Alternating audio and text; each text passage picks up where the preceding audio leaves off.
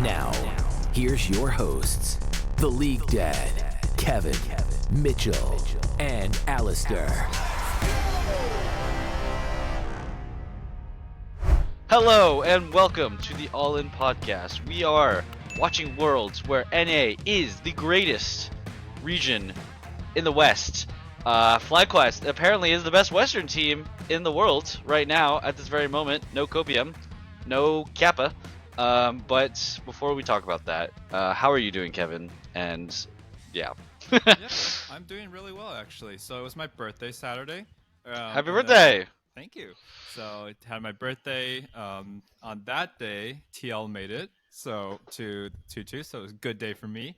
Yep. The day before, my coworkers, one of them made me a cake, which was the first time in my life I think a friend has given me or made me a birthday cake. I didn't ask. I didn't expect it. So I was like, holy cow. So that was awesome. I had a really That's good nice. weekend as a result. So yeah, no, I've been doing really well. Wow, what a goated coworker. I've never had a coworker. I've had I a mean, they're my friend coworkers. too, so they're Okay. just like my friend, but like it's surprising either way, right?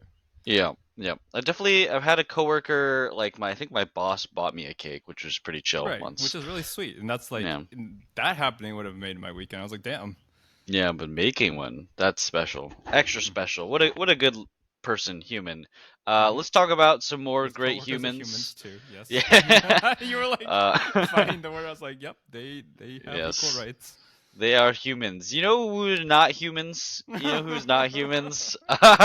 We won't go there yet. We won't go there yet. So let's kind of wrap up. Okay, so the last time we did a podcast, TL had just beat Pain Gaming, and I think was it FlyQuest had just lost to like Dawn but they beat PSG, right? So we hadn't quite yet gotten the FlyQuest vs Hanwha Life series, so we're going to talk about that.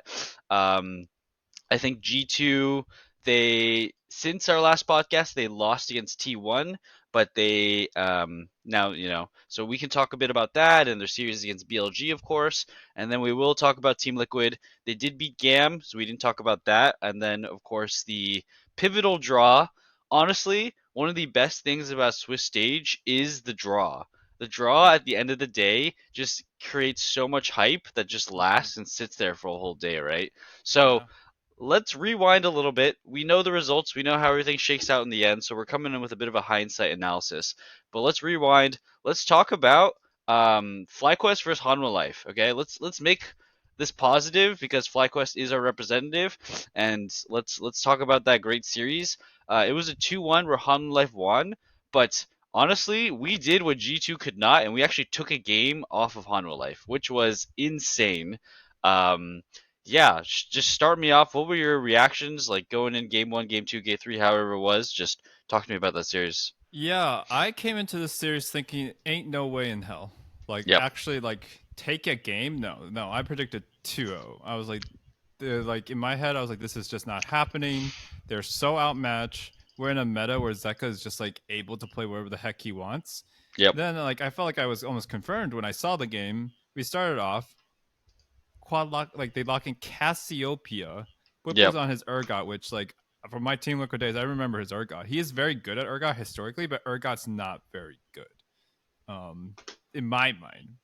And they locked in a Mumu too. So I'm like looking at this draft. I'm like, like I get it. Yone you could cook him with a good ground. Like there are like thematic counters here, Yep. but I was like, this is like unholy. I've never seen these three characters on the top side of a map in my life, Yeah. Yeah. including in solo queue, right? Including Yeah. in like ultimate bravery. Yeah. So all that to preface, this was the first game, maybe ever, in history, game one, where an NA team against a number one LCK seed came back from a huge deficit. It was like 4K or something like that at 19 minutes. Like it was like, oh, Cassie died first blood. It's over. I should just go watch YouTube instead of watching the series. Yeah. And they almost won. It was Yeah. incredible, actually. I was like, wow, if it weren't for live by the Whippo, die by the Whippo, Yep. getting caught, I mean, they look like they had the momentum. And they look like HLE was like, what the hell is going on? Yep. So I'll start with that game and say that was an incredible game. I think that FlyQuest fully deserved to win that game because they actually showed that they could out team fight Hanwha. Full Yeah. stop. I think that was the most impressive thing is that FlyQuest was coming in from a gold deficit, a much worse early game. To be expected, it's Hanwha Life, right? And Hanwha Life was making some mistakes around like the Baron buffs, around the Baron buff. Like FlyQuest, I almost said Team Liquid. I'm sorry. FlyQuest was like, Yeah, you yeah, feel free. Just FlyQuest get was fanboys like down. catching Hanma Life just doing sloppy barons and wombo comboing them, like catching people like kind of split from the main team fight, and Hanma Life would like get the baron, but then FlyQuest would come in and actually ace them all, or FlyQuest would actually just take the baron and then win the fight after. It was the team fighting and the 5v5 from FlyQuest that I think has really shown why they're such a good team, and that it doesn't matter about gold deficits, and that FlyQuest has really like interesting drafts where they draft a lot of team fighting and they will 5v5 you, because FlyQuest in this tournament have a lot of bad early games. They fall behind almost every single early game, and they climb their way back in through team fighting, through 5v5 in the mid and late game, which is just like unheard of against a top Eastern team, right? Um, like it's actually usually the opposite. It's almost always the opposite. If a Western team is doing well, that's a big caveat, right? A Western team was doing well against an Eastern team, it's because we had a really good early game plan. We were really disciplined, and then one fight breaks out loose at a dragon, and we lose, and then they just snowball back onto us, right? But it's Yep. the opposite, where we feel like we're the the macro gods were the team fighting kings. Like we are getting so many picks and kills in it when in a deficit. It was pretty amazing to watch. Yeah, and then it was Bwipo just getting caught, right? It is the epitome of if FlyQuest was just there as five and Bwipo wasn't hitting a Gromp solo, right, getting killed by himself, FlyQuest would win. I think their team fighting comp was better, and I think their team fighting in general was just better. But Hanwha Life, they did what they were better at, and that's playing the map, getting picks, playing with vision, sneaking up on you, and catching you off guard when you're by yourself. Which is kind of insane that Hanwha Life had to even resort to that. But yeah, well played by FlyQuest. I mean, let's just go to straight into game two. FlyQuest, let's break down the draft, okay? FlyQuest has Olaf, Nunu, Hui, and then Callista Leona. Okay, so the first draft was cooking. This second draft is mega cooking. Okay, because at least we've seen Blippo play Urgot. We've seen Inspired play Mumu, and we've seen Quad play Cassio. But we've literally never seen a Nunu in years. I don't know what the stat was. I think it was like 6 or 7 years since we'd seen a Nunu played at period. So yeah, what were your thoughts on game two? I think it's like almost unthinkable that draft. Like I've you described it and it still feels surreal. Like we watched it and Yeah, I actually don't have words to describe whatever the heck I witnessed. it's Um amazing. I thought when they picked it, it was gonna be a classic like, yeah, they picked something cool. Like good for them, you know. Love that for you, but like I didn't expect anything. I was Yeah, like, yeah, we're gonna you know, we boomed after the first game. We're just doing this to be quirky and like memorable. Like, you know, it's unfortunate, right? But you know, no one expected anything. And then I realized that I forgot one of my biggest flames. Doran's just like, and not just Doran, but like these guys are not that good when they're put off their guard. Like Doran is kind of a griefer yeah, internationally, at least. Even though, yeah, yes, he continues to dick on Zeus forever and ever. Uh, he he's really not good. And this isn't just him, right? I'm just saying that stuck out to me the most because the low light of the game and one of my favorite moments since last year when he TP'd, no, he flashed over the wall on Aatrox, ulted on Doran, yeah. uh, Nobody was there. is is when he didn't know what Nunu did. I think Yeah. that will forever be one of my favorite high low lights of all time. Yes. Uh, What? because if you guys don't know, and I don't blame you, no one plays Nunu. I play Nunu, but not seriously. And it basically what happens is Nunu's snowball is a three hit. No, it's a three hits and it goes up to three times. And if three times or four times, three times, and if it hits you, it roots. Long story short. Yeah. CC roots. So you can't, like, for example, teleport out of it, right? Which is exactly what the play you're mentioning is. Doran was getting like ran down by FlyQuest, and he just channels TP in front of Inspired's Nunu while he has his E going, so he just gets rooted. He gets his TP canceled and he dies. Um, it was a lot of these little things too, where I felt like Zeka, he didn't really know like what to do or how to position against a Nunu ganking him. Like he doesn't know his wind wall just stops the snowball. He didn't do it though. He like didn't do that. He would like flash out of the way, or he would try to dash out, or he would get hit and then have to flash out after. So like I don't think Zeka really fell prey like Doran did to the Nunu, but still like he had an easy get out of jail card with just wind walling and he didn't block the snowball. I also think I watched a bit of Kesha highlights. So you know Kesha Yeah. is the new one trick. He's a part of G2, so he has a co-stream. And I watched just a couple of highlight clips of like him freaking out when Inspired locked the Nunu in. He said he called it before. This is actually a good Nunu game, and I was like, okay, I don't know what makes a good Nunu game, but sure, I believe you. And it's clearly Inspired sees it too. But he was saying that the Zyra matchup in a head-to-head was actually really hard for the Nunu, but I don't think Peanut knows that. I don't think Peanut has ever played against a Nunu. So it doesn't matter if Zyra is good into Nunu jungle theoretically in like Kesha's mind. If Peanut's never played the matchup, because Peanut didn't do anything this game, right? Peanut had a good early game on the Zyra, but then Nunu and Spider is just running the map, ganking over and over again. And I gotta say, even with how this game turned out and how FlyQuest won like pretty substantially after like the bad early game, right? FlyQuest down again in the early game, but then just in the mid game, they're just getting ganks off over and over again in the side lane. You know, Blippo is playing on the edge, just overstaying his tempo and like jumping on people from bushes and stuff like that.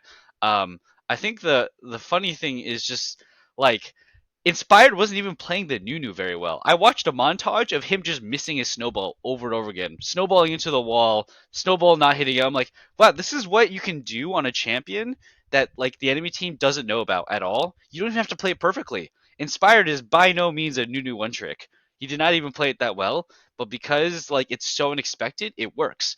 So it really makes you wonder. It makes you think like, remember all this times G2 did some weird stuff and it just worked because the enemy team had no idea what the hell's going on. We should do more of that. Why don't we do more of this? It's amazing. It was such a fun series to watch. We do end up winning. I think Quad had an insane like this is just beyond I think like normal um audience level of being able to understand a draft because I will dominate in casual and sneaky double F medios. They did not know what the hell was going on. They didn't understand the draft. They didn't know what FlyQuest is doing. But then when you actually saw it play out, what was happening is just FlyQuest is just running in there really, really fast, starting a fight, and Quad is untouchable. He's just behind everybody, just AoE nuking people. Like there's no threat on him. The only person who could possibly think about jumping on him is like I don't know if somehow Zeka can get on the back line with a knockup, but otherwise it's impossible to touch the way. So FlyQuest is like thinking about drafts in a way that like so many people are not thinking about at all, and it's amazing that it comes from NA. So yeah, pretty This awesome is peak stuff. League of Legends, and it comes from an A. I mean, like, I don't know, man. I I Um, genuinely think yeah, it is one of the greatest like drafts stuff we've seen. It's crazy. it just reminds me of when we used to pick shit like Acel mid Rome and then just do unspeakable things to them. Yeah, so Rocks Uh, Tigers legends, right? Peanut back then too. he's like, no, not again. uh, But I agree. I think that long story short, like we always meme this about the Korean teams specifically. A little less to the other regions, but Korean teams are like infamous for the idea that the, they basically like there's this famous line that you'll hear from some Korean pros, right? Especially the ones literally in Korea, not hmm. necessarily are Koreans, but it's which is if you ask Zeus to pick something, right? He'll or top laner to pick something like Summit, he'll ask is Zeus playing in, Yeah, yeah, and that has yeah, always been a pet peeve. But I also couldn't like directly refute it because I'm just like, well, I mean, okay, like, there aren't that many top laners better than Zeus other than Doran. yeah. Uh, and my point is to say yeah, we say this every time a fun pick comes out. It's not, you might not be perfect at it, but if you know how to pick the buttons and you know how to pick the buttons and you know how to play the map, it's still way better. Like the shock factor, not just on the person you're against, but the whole team. Like, who's used to a Nunu gank at a high level, right? A smart Nunu, not a guy inting it. Who's used to Cassiopeia or these days, or even a Mumu. Like, there's so many little aspects to these drafts where I'm like, okay, like Olaf is already would be considered a curveball at the level Blibble plays it, which Mhm. is brain off basically. And Kingan's not strong, guys. Kingan's still kind of a fraud, but Doran, yeah, we sorry, could get to Kingen. Doran. We'll get to King. Oh, sorry, that was the Doran reach. is not kind of a fraud. Doran is okay. This is just my opinion. Doran was one of the worst top laners at Worlds. Period. Or Kingen was. Oh my god, I keep mixing him up. Yeah, yeah, yeah. Kingen No, was. Doran's actually fine. I just Doran's keep getting them fine. mixed. Kingen was actually one of the Kingan's worst actually a fraud. players. And then a final MVP. Yeah. But he's a fraud. I promise. He was I'm so not bad this crazy. tournament. Yeah. Okay. Let's wrap up Humble Life Live. We got a lot to talk about.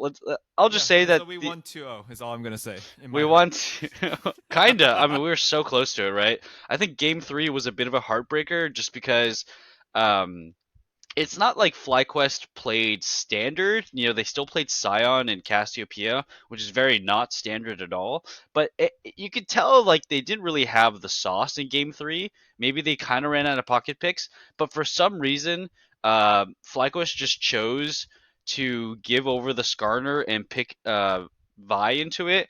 And I just felt like as soon as I saw that, I was like, why does this feel like this game's already over? Why does it feel like Hanwha Life is just like immediately back into comfort zone? If they have to play against a Vi and like Kai'Sa Rel, it's like, okay, well, Hanwha Life has done this 10,000 times. When Gen.G or T1 plays it, they're gonna win this game, right? Yep. So Yep. kind of unfortunate for them. Where I do think like when we look at FlyQuest's future against playing against Gen.G, that's a bad matchup, right? Like Hanwha Life is a team with amazing hands and like good team play, but they're not like draft connoisseurs. Hanwha Life is going to play standard year in year out, right? Like they're Yep. going to play very predictably. They're going to go down the list of meta champions, and they're going to play what they're good at. They're not really going to come up with these really interesting orchestrated like complicated drafts that FlyQuest has to do to get an edge. Gen.G on the other hand, Gen.G cooks, right? Gen.G is a connoisseur of the draft as well as macro gods. So we will talk about that more later. Um, what else are we talking about? Let's talk about G2 a little bit, okay? Before we get to the elephant in the room for Mr. Kevin, we're going to talk The about some horse G2. in the room? Yes, the horse in the room. We're going to talk about G2 because I think that they had a very tragic run. We'll talk about two tragic runs tonight, but this was, I think, a very tragic run for Western fans and especially European fans. G2 played such an amazing Worlds, and to not get out because of the draw and like circumstances, I felt like is a bummer for them because I don't know. I just feel like let's just talk about like that draw where it was the last day. G2 drawing BLG, they drew the one team that was like they were gonna lose, like that they could lose. I think every other team that they could have drawn, they had a very high chance of beating, right? If Yes. FlyQuest TL, like, let's not kid ourselves. They're worse than BLG. G2 had a better chance against FlyQuest or TL. That's NA teams. G2 also had a better chance for sure against Danwon. Danwon are mega frauds this tournament. Um, so I feel very unfortunate for them. They did have lots of chances to get out though, right? So they could have beaten T1. So let's talk briefly about the T1 series. T1 did 2-0 them, but they were both very close games. G2, they were trying the Oriana Nocturne combo, right? And uh, I'm just going to say it. I'm going to let you talk after I say this. The Oriana Nocturne combo, bit of a bait, actually. It seemed really good. It looks really cool, and it's kind of hype, and it's kind of low counterplay. But then you kind of have to like once you do the big combo, then you realize that you're just Oriana and Nocturne running around like doing nothing. So yeah, so let's just talk briefly about G2 and T1 and just I think the Nocturne Oriana combo like it kind of got exposed in this game, right? For the entire tournament, honestly.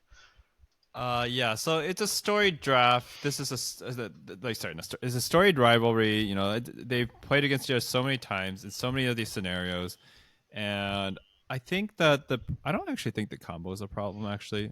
In the sense of yes, it is just Ori and just Nocturne, but the problem is if you do fall behind on Ori, it's really hard because the combo is basically prefaced as you kill one person and chunk another Yeah, generally, yeah. and Caps is just not able to get the lead he needs for that to be that potent, right? So you lose a lot of your roam pressure, you lose a lot of your threat. They tried it in game one. Hansalma even got a kill on Draven. Like I was like, oh, things are like kind of working out. But then they just got smashed. I think for the way this team wants to play, they just don't want to play a comp like this. Like it doesn't really make sense for G2, right? Like Yeah. this is very much I'm praying for a wombo combo. I'm cheesing for an angle, and I don't think G2 like benefits from that kind of playstyle.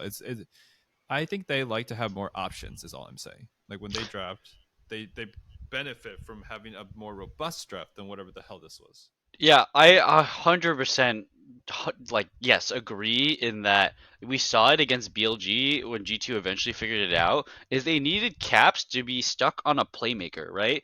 Give Caps a champion with a dash, self-agency, ability to duel people and side lane, pressure on his own sort of thing. And like I think putting him on Oriana, it's like yes, you can do this great combo, but you're not using so much of Caps' strength, which is like flipping random fights. It's dashing in and out. It's making big plays on your own. And like a really good Oriana player can do great things, right? But it's so much more of a team play kind of champion. It's like you're really good at 5v5s. You're really good at like controlling waves and wave clearing and stuff where you're just not going to beat a Korean team at that kind of level, right? Like Faker and T1 has to play against Chovy and like Showmaker less, but like, Zeka and stuff, and they're playing these controlled style. Like they're so used to such a controlled style from all of Korea basically where yeah, I have to agree that the comp really doesn't fit G2. I also think like the draft, even though it's not like standard, it's just a little too standard. I just fully bought in into the fact that like when G2 plays wacky picks, that's actually when they beat the Asian teams.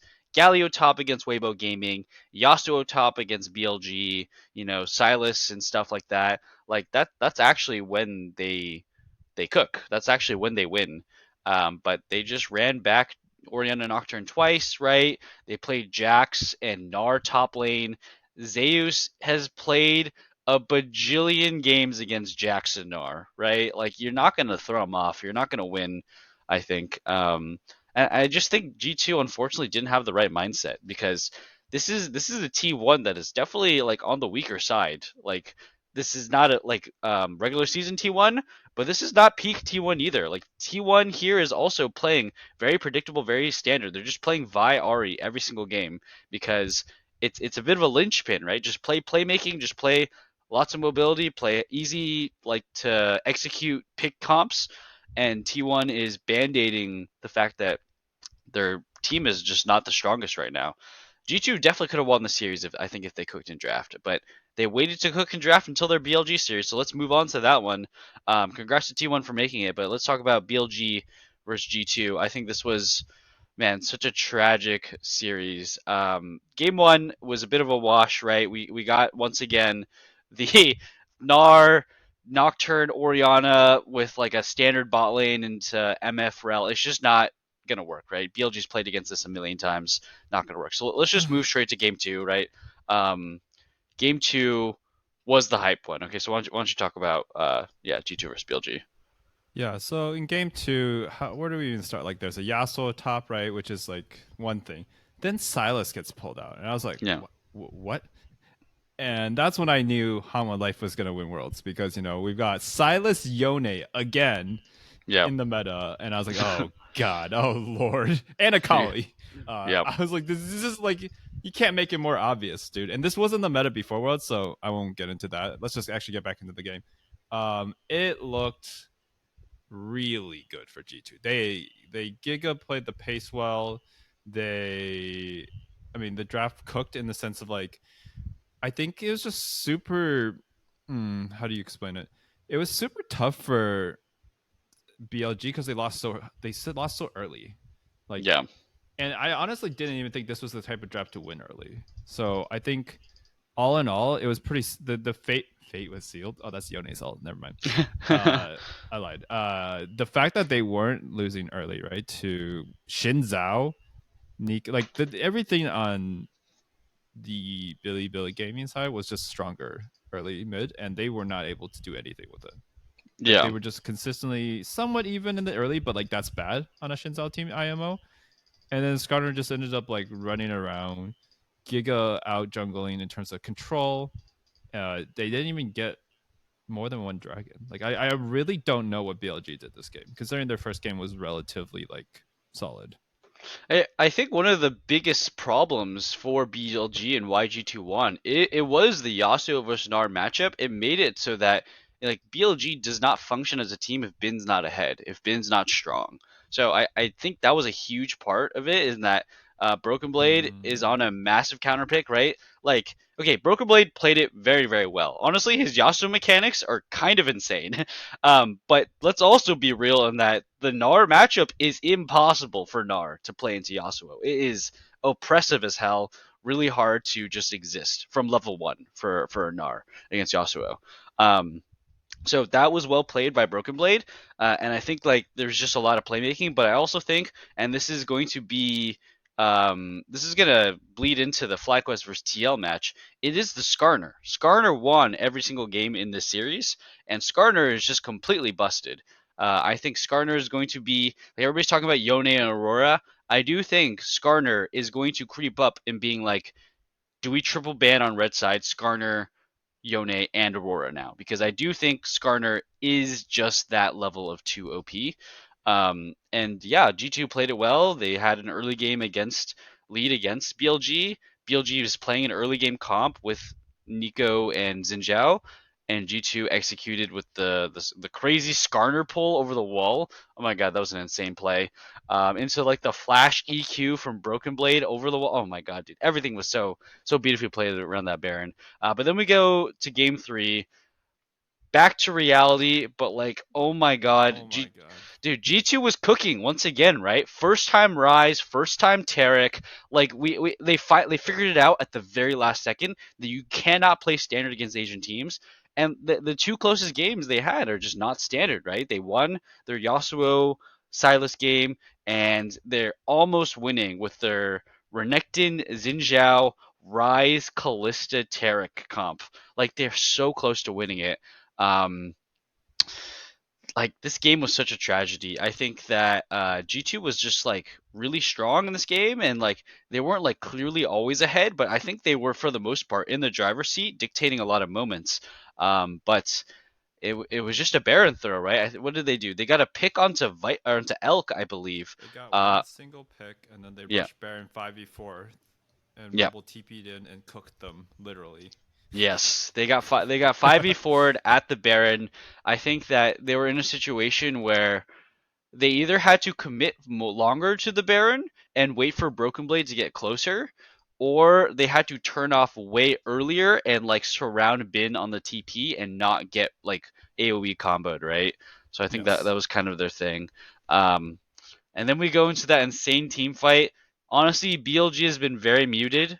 Bin has been the only shining star. We finally got to see some peak Elk gameplay. The Ezreal in the fight that actually ended up being a pause later on. Um, Elk popped the F off to actually to cement this series for BLG. If Elk doesn't go Super Saiyan in that last fight on Ezreal and just start sniping everybody, I like, even with that Baron throw, G2 had a way to still win this game. But Elk cemented it with his godlike Ezreal.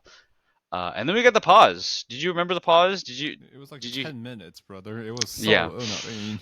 it was painful. Yes, very And I'm painful pretty pause. sure G2 initiated it because Handsome thought there was a bug with the way his rend went off. Yeah, yeah. Okay, just making sure.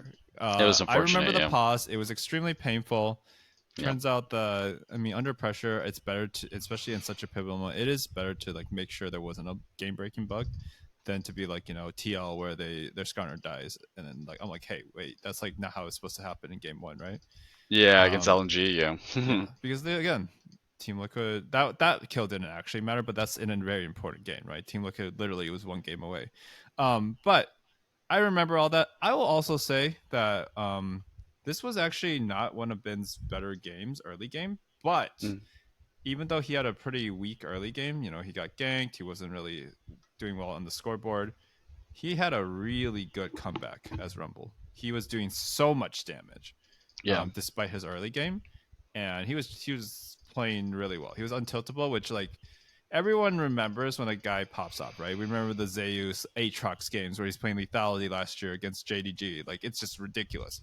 But like the mark, in my opinion, of a true top laner god is like when you're behind or in a bad situation where you just didn't get fed, right? You didn't get resources, jungler forgot about you, report Yeah. jungle.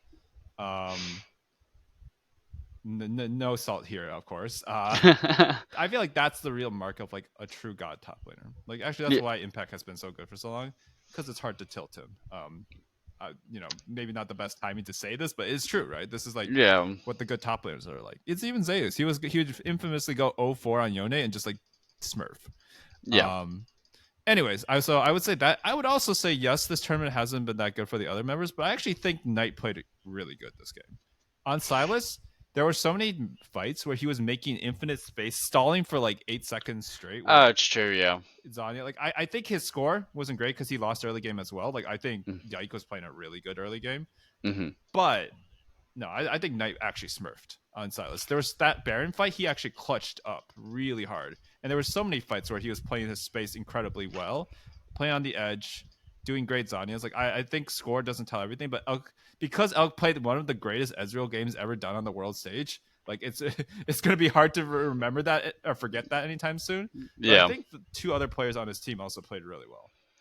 I gotta agree. Actually, I'm like remembering back to some of Knight's stuff. Like he wasn't like getting a ton of kills or doing a ton of damage, but he was like just narrowly avoiding so many like skill shots, just barely not dying, healing up a little bit, and just like baiting G2 to use more spells and spend more time on him.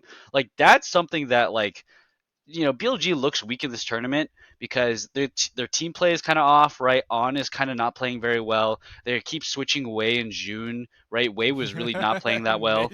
Mid group stage, they Mid switched the group stage, jungler. right? They switched junglers, and that's not a good sign for the team. But something that like you cannot take away from these players is like Knight, Elk, and Bin are insanely clutch. Like they're really, really clutch in team fights and skirmishes where like you're saying, they're not that fed, they're behind, but like if you don't play a situation perfectly, they're gonna like just barely space you. They're gonna barely dodge a skill shot. They're gonna bait you in and make you make a tiny mistake that's gonna add up. And so yeah, I gotta say Knight was just annoying, man. He just like there's so many times where you just It's couldn't so kill him. annoying. He's so annoying how he lives with 1 HP. Like it was so frustrating. Like Elk and Knight were just living with 1 HP over and over again. Um, it is calculated. It's like hard to say. It's not premeditated, calculated, but in the moment they're just being so clutch, right? Yeah, that's Um, like the muscle memory and the mechanics, right? You have a sense for what you can get away with. Obviously, yeah, you aren't like calculating down to the pixel, yeah. but the fact of the matter is like certain players don't even go for the play, right?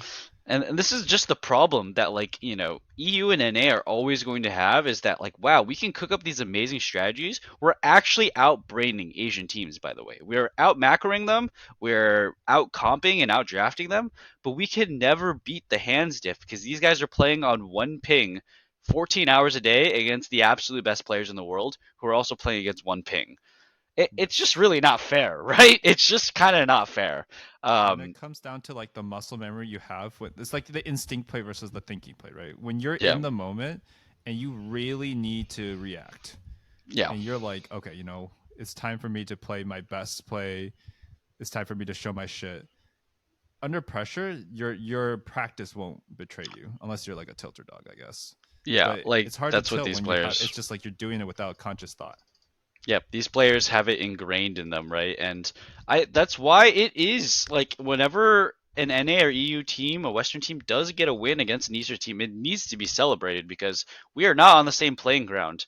The fact that we can do this, it just makes you kind of also realize how much better Korean and Chinese teams could be. Like, imagine if Korean and Chinese teams could cook drafts the level that we cook. They would actually be unstoppable. They would be unreal. But they don't. They don't need to. They just play the same 30 And champions and yeah. arguably, like the difference in culture also leads to what leads to this kind of really good practice, right? Like, Sure. people are really diligent about doing the fundamentals, all that stuff. But then at the same time, it comes with the trade off of, yeah, they aren't as open to doing stuff that's out of the box, right? Because they haven't practiced it a million times or, They don't need to. They don't have the need to do it, right? Like they don't have a need to cook outside the box to beat a Western team. They just play normally against Western teams, and it's usually good enough. And you do see Asian teams cook against other Asian teams, right? yeah. Like DRX's run is pretty much famous for being an underdog Asian team that had to cook against other Asian teams, pretty much. So, Mm-hmm. what I'm saying isn't fully fair, but it is something to be celebrated when G2 gets a win against BLG and almost gets another win, right? When G2 does get a win against Weibo Gaming, it is something to be celebrated. When FlyQuest gets a game against Hanwha Life, it's something to be truly celebrated. It's really impressive because Really it's not is. it's not fair at all. Let's talk about let's talk about the rest of the games happened. I think TL versus Gam, not much to comment on, mostly because we kind of just want to move to the TL versus Fly matchup. Because TL versus Gam was TL played like absolute garbage in game one against Gam. It was really depressing to watch, in fact. Um, Props to Levi. Do you remember the Levi play on the Vi? He had the Yeah, Oriana he ball on flashed with him. Ori alt going so he could catch both of them who when someone flashed. He did it on reaction. It's Dude, incredible. that's like been on Camille with Oriana Ball on him at MSI finals level of like clutchness. That was like, oh my god, that was an insane play, right? Like, Mm-hmm. so respect to Levi for that. He is, one of the best Vietnamese players to have ever existed. He's a Behind legacy player. SLFM. Yeah. Okay, that's That's true. about it. That's about it, really. That's about it, But though, right? he's not playing in China. If he played in China, who knows, right? Because you get more chances to do sick plays when you're set up for it. Yeah, like Levi and Kiaya absolutely deserve respect. And TL got bopped in game one, right? They thought they could play Aurora, and he didn't do anything. So rip Impact. But then we go into game two and game three, and I think the switch here, and this is a switch that I've noticed that I'm going to comment on for just about Umti and the tournament in general, is that once they started playing Nocturne and Umti like just had jungle prio. Like it was as simple as that. Umti has jungle prio. He has a matchup where he wins the 1v1 and he clears faster. Then everything changed. Team Liquid was an unstoppable team for GAM to do. The early game macro was way too strong for TL. The setups for everything, the tempo, the prio, everything was just TL is just picking you in vision over and over again. They're literally playing Korean macro against GAM. Um, and that's all it took. And I think that this is a trend that I noticed for Unti, actually for the entire tournament, is it's so weird when he was Sejuani Maokai 2 trick all year long, but then TL, like, okay, we got to start talking about TL, right? TL versus Fly, TL loses to FlyQuest in a 2-1. And we got to talk about TL, and they were pretty much the main topic of conversation for our podcast for all of 2024. We've been talking about TL all year long, Yep. and to have it end like this is pretty disappointing, pretty rough. Um, I'm just gonna start the conversation and say that like the world's form of Team Liquid is like almost the exact opposite of what their form was for most of this year. From spring playoffs all the way to right before spring finals, TL was the stable early game team into choke you out macro, into better dragon setup, better baron setup, team fight, win, scaling comp, GG, right? Like that was pretty much like all the way from spring playoffs at MSI, at EWC, at summer regular season, most of summer playoffs. TL is just out macroing you. They have a strong early game. It's not like a dominating early game; it's a strong one. But like their mid and late game is just unbeatable. They out all their comps are scaling comps. They're outscaling you. They have two tanks in the top lane, two carries in mid and ADC. Core G has the perfect engage. It's the complete opposite story at Worlds. What the hell happened? I set it all up for you, Kevin. Now you can complain. Let loose. It's all for you. Wow. I honestly thought I had to play the defense here, but you set me up well. Yeah. So I mean, obviously, we definitely have said a lot of great things about TL this whole time. It's basically been only positive from us, even when they faltered in the finals. We said they're still maybe the most likely to get out. Right? They have the most fundamentals. They're the most Yep. complete team. Depending on most metas, they're most likely to get out. Now, I'm gonna give Fly credit. They played amazing. They played at the highest level of any Western team except for maybe G2 at this Hmm. tournament. Hmm. But I'm gonna have to say it. It's gonna be unpopular. I'm gonna get flamed in the comments. That's okay, dude. They got screwed by the meta, and also TL's just not a good team in this meta. That is a fact, and that's partially one of their weaknesses as a champ pool position. Like Yep. APA has expanded his champ pool a lot, but like he just cannot play any of the high priority meta picks. Yep. Yep. That He I just think cannot. that is a fair copium angle to take, in that it's not even really copium. It's or Team L was very very bad in this meta. They were insanely good at the 80 carry mid meta. Um, they One thing that didn't really fit in the meta for them was the AP junglers. Just stuck with the tank junglers while everybody's running around with Zyra and Brand and Lilia and stuff like that. Um, so, but the like APA could not play Yone, couldn't play Aurora. Impact can't play Aurora, and that was a really big problem for them this tournament. It's a big problem. It was a big problem for Danwon too, right? Danwon, they took the opposite approach, and instead of banning Yone or letting the Yone through, they just tried to play it. And Showmaker cannot play Yone. That was unfortunate, right? They're out. And I think that BLG, they looked bad in this tournament because they're not picking Yone or Aurora. They're either banning it or letting it through and trying to play into it. So we have two other teams that are in the same spot as TL, where they aren't Yone Aurora teams, so they just look weak this tournament, right? BLG, the number one seed, barely squeaked in. Danwon didn't make it, and TL didn't make it. So I think it's a fair thing to kind of give as, an excuse, kind of. It's not really an excuse, it's just sucks. Here's the reason. I mean, Yeah, like, it's one of how the reasons, often is yeah. there a meta-defining new character that's just allowed for Worlds, and then they also change 11 out of what was it, 11 out of 13 of the meta characters to be worse? Like, Yeah.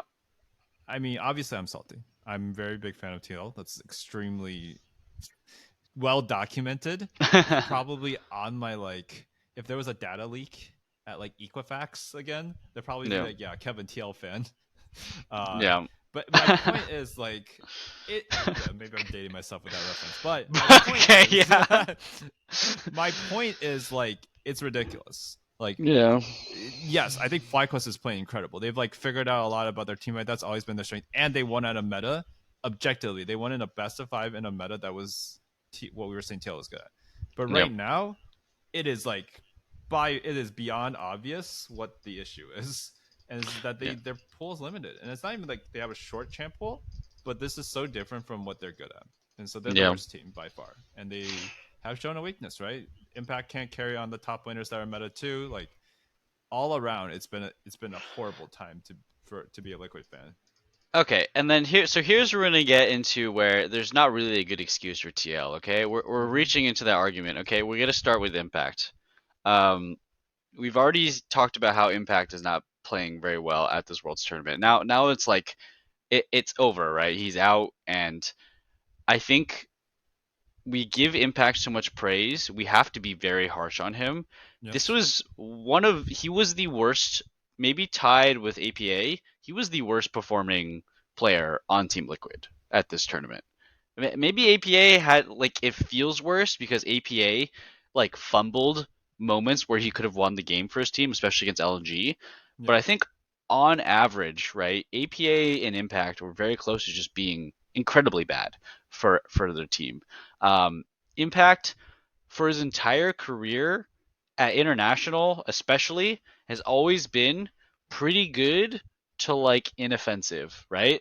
I think Impact has had lots of moments internationally, especially like not counting SKT, right, where he was just the best, but like in NA, right, for NA teams representing internationally, he was just like pretty good. Like he was always even in lane. He had always had a pick that was fine in the meta. He was never like out of the meta, right?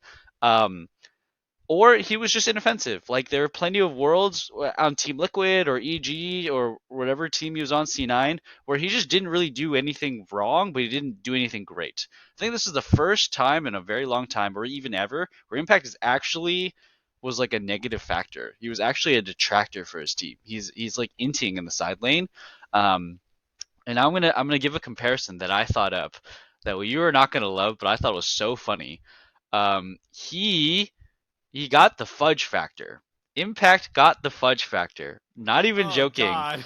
It's just here is the direct comparison. Okay, Uh let's huh. let's let's think back to fudge. Okay, Uh huh. fudge in 2022 and 2023, we were complaining about how fudge is just like a really annoying player to have, right?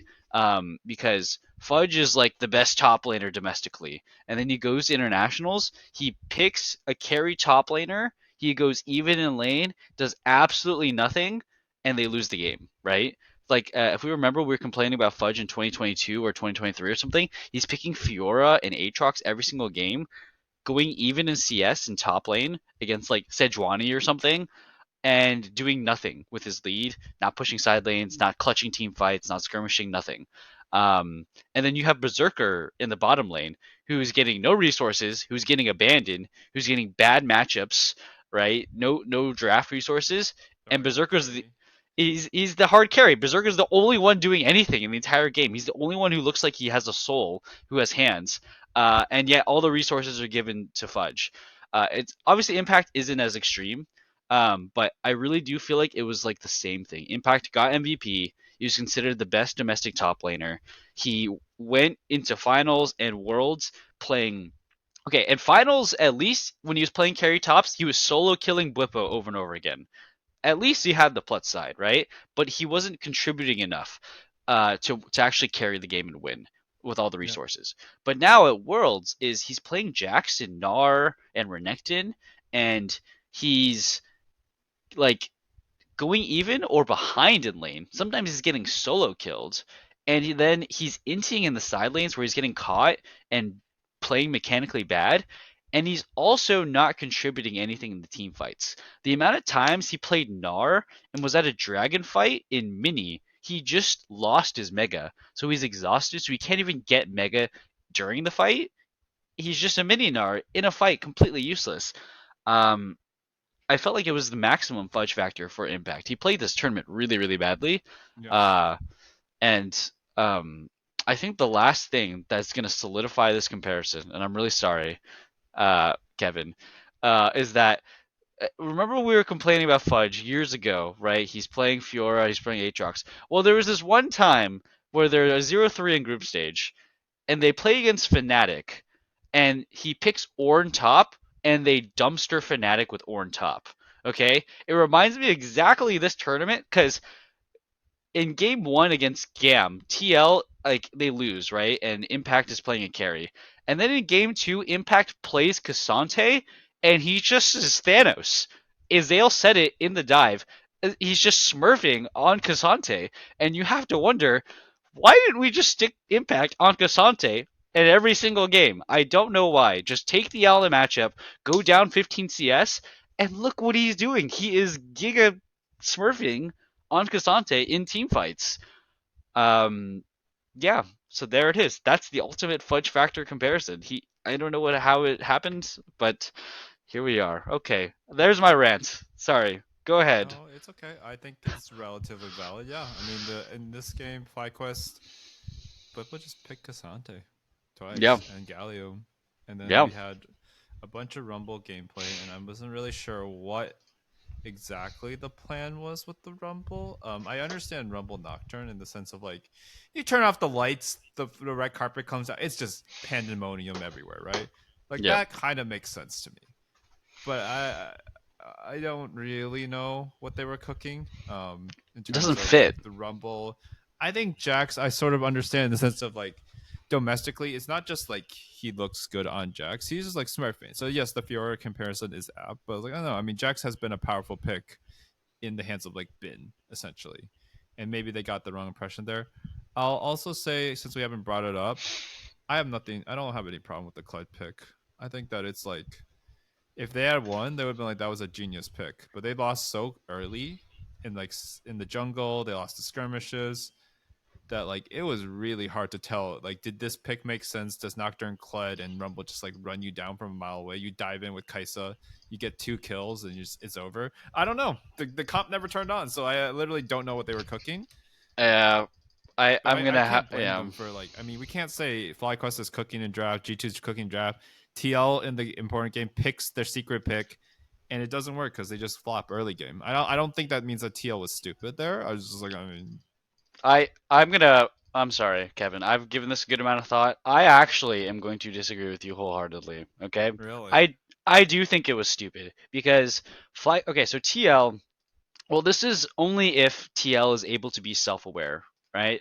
So what is TL's problem? Okay, so this is something that I want to bring back to what I was talking about before, and that TL all year long was good at the mid to late game macro, right? They're good at just setting up team fights and objectives and just winning off of a great engage from Core JJ and just 2 tanks in the top side, right? So like in this game in game two, TL won, right? But it was like, and it was a mega stomp, right? TL is like dumpstering FlyQuest, but it took them a crazy long time to close out the game, right? Like TL had like a 10k gold lead, but they had to like get Baron again, they had to get Soul, they had to get like all these like they very slowly closed the game out because TL didn't want to throw the game, which I get it, right? So TL's weakness is honestly their mid to late game macro at Worlds. Like their mid to late game macro was their problem, at least at the second half of Worlds. Honestly, when you go back to their LNG series, their macro and their early game and everything was fine. Their comp was fine. Their only problem was their hands fell apart at the crucial moment. That sucks. But I think as the tournament progressed, TL became very good at the early game, but all of a sudden bad at mid to late game macro. All of a sudden they were just throwing away leads. So TL like was very slow at closing out the game in game two, but we figured out what was good for TL in the GAM series and in this series. It's prio for the jungler, right? Umti is actually running the jungle when he gets a lead. Like I think this is something that's very underrated by Umti because he was playing Sejuani Maokai all year long. But when we gave Umti jungle prio, as in he clears faster, he can duel you in a 1v1, Xin Zhao and Nocturne are his best games at Worlds. He was actually just dominating the early game, and that's why TL won this game because Yeon and Corda J are giga smurfing. They are so good. They're killing the enemy bot lane over and over again. All they need is one extra piece, and that's Umti running the early game on Nocturne. Um, and then they go into three, right? And they don't have Jungle Prio. They give over Skarner, the most OP champion for jungle, and they pick Sejuani. Like, imagine if they just picked Nocturne instead of Sejuani here. I think like Umti actually can carry this game because Nocturne is going to out tempo a Skarner super hard in terms of clear. Nocturne's also going to win the 1v1 against Skarner whenever they run into each other. Um, so I think that's a big problem. I also think the next big problem is that like APA can't play champions in mid lane that don't have a dash. Otherwise, he's just going to chain feed. So when he was playing Syndra, he's just chain feeding. When he played Nico, like he would still get ganked and die. But when he played Tristana, he just never died. Like he didn't really ever get caught out in the mid lane. And I really think like the formula for game three for Team Liquid was so obvious in my head. It was just pick Nocturne and pick like a champion in the mid lane with a dash. Pick Ari, I don't know. Pick something with that can keep you safe. Because what ended up happening is they flipped the game on Kled Sejuani 2v2 in mid lane. They lost it, and the game was over. Um, and the reason why I don't like the Kled, I'm sorry, I'm rambling so much, but I had so much to say about Team Liquid. Um, the Kled problem was that it's such a narrow win condition. Like you have to get ahead early for the Kled to work, and if you don't get ahead early, you lose. If you do get ahead early on the Kled, it's not a guaranteed win because it's a melee mid champion with no wave clear, and it's Kled. What like a very one-dimensional champion, right? I think their idea about countering Yone is just so flawed, in that TL had didn't have a single problem in the early game. TL's winning every single early game. You don't need to double down and win the early game harder with Kled Sejuani. Just find a way to win the late game, which is your only problem. So I think the Kled Sejuani was just a massive fumble, in my opinion, where they were winning every single early game against FlyQuest. All they have to do is find a way to close the game out. And they did it in game two, and they just fumbled in game three. They didn't give themselves the option. So, okay. Hmm. There's my analysis. That's my take. Thoughts, feelings and Interesting. thoughts. Yeah. I think I could agree with the jungle. I still don't necessarily think I uh, I think the jungle prio is really important. Like Umti just needs to have it. And That he I does well agree. with it. Yeah. He does. He's like objectively that's like his hidden strength that is not obvious, right? The Yeah. way he wins with that pressure is not like super apparent to like a bystander. I'm still of the opinion that to be honest, I also don't know what Clyde Mid does these days because I haven't seen it. But I'm just thinking to myself, like, you throwing that in there, yeah, it is narrow. It's like that, but like to me, I think Yasuo is just as narrow. Like, I think it's just such a narrow character. Your win con's obvious. If you fall behind, you're actually giga useless. And I've seen so many Western teams lose with Yasuo, so I'm thinking to myself, like, yeah, you wanted a character that can let you just play proactively. You're already winning early games, so we just need the team fights to make sense. I'm like, okay, I could see it, but I do think I didn't consider fully the extent to which the other aspects are dropped, like in the comp. Like I do think that like I don't really know what Rumble Sejuani Kled do, and Well, they even they yeah. they Let also we can. opted into the early flip, Yeah. and They, Nocturne probably at least goes even there. I don't know if it wins, but you just don't even early flip, right? yeah, Maybe there's a world where you just don't early flip it, and maybe Kled can do something. But starting like if it's a melee versus melee matchup, Yone's the most OP champion in the game right now for worlds, and you lose. He starts off the game 1-0. Like it's toast, right? For Kled, how is he ever supposed to like stay? Like if you could actually let Kled like play the lane and get like minimal leads, maybe they could do something with it. Um, but yeah, I mean the Yasuo comparison is fair, right? Yasuo is also like have to win the early game, have to get prio early. But at the same time, right? When Broken Blade's playing Yasuo, he gets ahead early. When APA played Kled, they fell behind, and that's all really have the evidence to talk about is he fell behind at 3 minutes and the game was just over, and it fucking sucks. yeah. It really sucked to watch. It did suck to watch. That is a fact. Yeah, I do think like TL that like they had it figured out. They just didn't actually figure it out. Like they had all the evidence in their hand to figure out what they could do to win against FlyQuest. It's literally just tank top for impact, Nocturne for Umti, just something safe for APA so he doesn't get ganked over and over again, and then just let Yeon and Corday Jade carry you.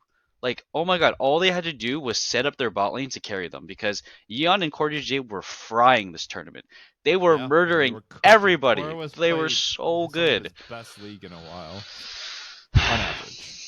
Dude, Yeon, I am so sad for Yeon because I think he had an amazing tournament. He played so well. He is actually an elo hell. That was such an unfortunate.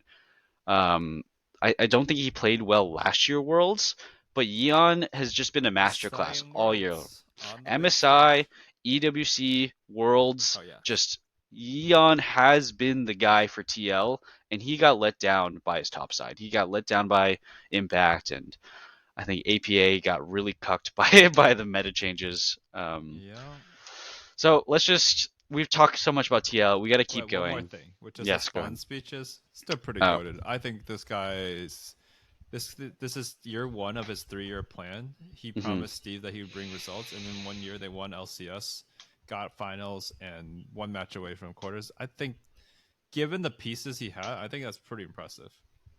yes, yes, and but here's okay. Here's my head ass take. Okay, here's All my right, all right. take. I have a head ass take. Okay, Uh where huh. the other stuff I was pretty like firm on. This one, you could call me out on it. I think something that TL suffers from. This is just with Jat and Spawn. Okay, they have coaches who are not like actual pro players, and I think that one thing that Spawn is going to have an advantage, and Jad probably did too, over any other coach probably in the world, is that they're organized, they're professional, they're like respectful, they have good speeches, good timing, they know what the right words to say at the right time for motivation and emotion speaks. Um, and from a sports psychologist sort of idea, they have all of these like they have the coaching fundamentals down, right? But what they lack that I think that this is where FlyQuest is really their bright spot, and I think this is what NRG's bright spot was last year, is that they have coaches that were just former pro players, so they can speak to players and understand the game at an actual level that I don't think Spawn and Jack could ever do. So like TL has to rely on Rainover for the game knowledge coaching, right? Mm-hmm. But I think it's kind of hard to when you compare Spawn Rainover to Nuke Duck Mithy. Like Nuke Duck and Mithy are probably a bit less organized or probably a bit less professional, but because they have just so much game knowledge of being actual pro players, they can actually like critique and challenge inspired and Bwipo and ideas and make them grow. Where Spawn, Mm, he's the kind of guy who is like he has to mediate and he has to basically like let Rainover and Impact and Core JJ discuss everything. Where Spawn doesn't actually have input on actual gameplay because he's just doesn't have the knowledge. yeah, he And this is doesn't what have the knowledge. I don't think yeah. it's necessary. You've got. I also don't. I unless we have evidence of whatever the FlyQuest coaches have is or isn't saying. I don't think it really matters. You've got Inspired on your team. Hmm. Okay. I And mean I feel like maybe, yeah. Inspire has always been the voice of this is what we're doing. I'm picking the jungler. That's like We have that Impact Core coaches. JJ. I'm Yeah, I just know. That's saying. what I'm saying. There's no Yeah. need for it. They've been doing really well. They had. We were literally this group of people were complimenting on their draft quality for most of the year. We're like that draft made sense. There's a lot of like good moving parts here, and you know what? Spawn probably didn't have a lot of say in that. He probably was just like, yeah, don't pick like dumbasses. We practice this. Just stick to it because they have Yeah. players who know how to play the game and have played for a long time at a high Okay. level. Yeah. That's just I'm my just thought. Because like, yeah. if it was if we were like Fnatic, like for at least half the year, yeah, I would definitely be like, yeah, this is a big problem. But they've been doing well for 3/4 of the year, and the meta is like he's literally stuck with people who can't play this meta. I don't know what a coach is supposed to do there, even if they were a former pro. Yeah, well, I mean, a coach like could probably like okay, so here's my comparison of why I think there is a big difference between FlyQuest and TL is TL is has a very narrow champion pool and very narrow like meta. Like their meta is very narrow, right? For TL. Yes. TL's also even though they have an immaculate early game, that all of a sudden their mid to late game is really really bad. They really struggle to close out games. They really struggle to just be clean at Baron setups and Dragon setups, right? Um, where you look at FlyQuest and that okay, their early game is bad. That is a very clear weakness for FlyQuest, and we're gonna definitely knock some points off for them. But then their mid to late game is really good. Their team fighting is really good, and they have seemingly champion oceans. They have so many pocket picks. I do think the fact that they have pro players on their team as coaches that can support and these like pocket picks and these like different strategies, like that is a big deal where TL they don't have the time to come up with extra strategies because they're just trying to douse the fires of they have a bad late game, mid game, late game. So I don't know if Spawn used to be a former pro player, could he have solved this issue of every team goes through these problems of hey, you guys have you have bad mid to late game macro. Like FlyQuest, they focused all of their energy on fixing their mid to late game macro. They didn't have good early game. TL put all their efforts into having a good early game. They had a bad mid to late game macro, and they just don't have pocket picks. They don't have clever draft strategies to beat teams that are better than them. And I don't know. So I just felt like there was a weakness Mm-hmm. to TL's like structure to like how they entered Worlds. Their structure was the best all year long, and then they went to Worlds, and they were only good at one thing, which was early game. Where FlyQuest was good at two things at the very least: mid to late game macro and team fighting, and like having clever draft strategies and weird picks. Um, so I don't know. I feel like TL was just missing something. They were like missing like a whole pillar of gameplay where Hmm. like it's just, so I don't know. I feel like there was something maybe missing in the coaching area. And maybe Spawn, this is his first year, maybe Spawn will learn, right? Maybe Spawn will figure something out, and if he's still doing stuff next year, this won't be the same issue for TL. But why did they go to Worlds and their mid to late game macro just disappeared? Why did that happen? I don't know. It doesn't Because make the sense. picks that got him to late games and had win cons aren't working. Yeah, but like they're playing team fights badly. Like they're like Impact is playing the same champions. He's playing Impact and he's playing Jax, Gnar, Renekton, Cassante, the same as he was all year long. But he's That's just true. not TPing at the right time. He's getting caught in side lane. These are mistakes that are irrelevant of meta. He's just being stupid. So I you know Yeah, that's true, but I don't see how a pro player coach is going to fix that. I mean, a pro player coach can call him out. I mean, these things are get fixed. Bwipo got fixed. Bwipo was running it down in the PSG series, and then all of a sudden Hmm. he's playing extremely cleanly. I wonder if Nuke Duck sat him down and walked through every single little bit of gameplay. Mithy maybe did too. I don't know. These are just ideas that I have where I noticed NRG was the same thing. They had 5 former pro player coaches, and NRG is a bunch of players who really don't seem like they could do it, and they fucking did it. They beat G2 and they went to quarters, right? So that Mm. it's just a trend that makes a lot of sense to me. You have former pro player coaches, and they help a lot. They do a lot, right? Notably, I just think that you know that's why we have Hanwha Life has Dandy as their coach and Genji has Mata as their coach, right? Like former pro players make insanely goated coaches. So We have reign over. yeah, but he's the assistant coach, and it's. I mean, I'm just saying they have what their head coach is not a former pro player. Like I know you're shaking your head and you're trying to poke holes in my argument, but one thing is very obvious: is Spawn is not a former pro player, and we really don't know what kind of game knowledge he provides or adds. And it feels like TL's main problem was they're missing a huge section of game knowledge, which was no idea how to play mid to late game macro.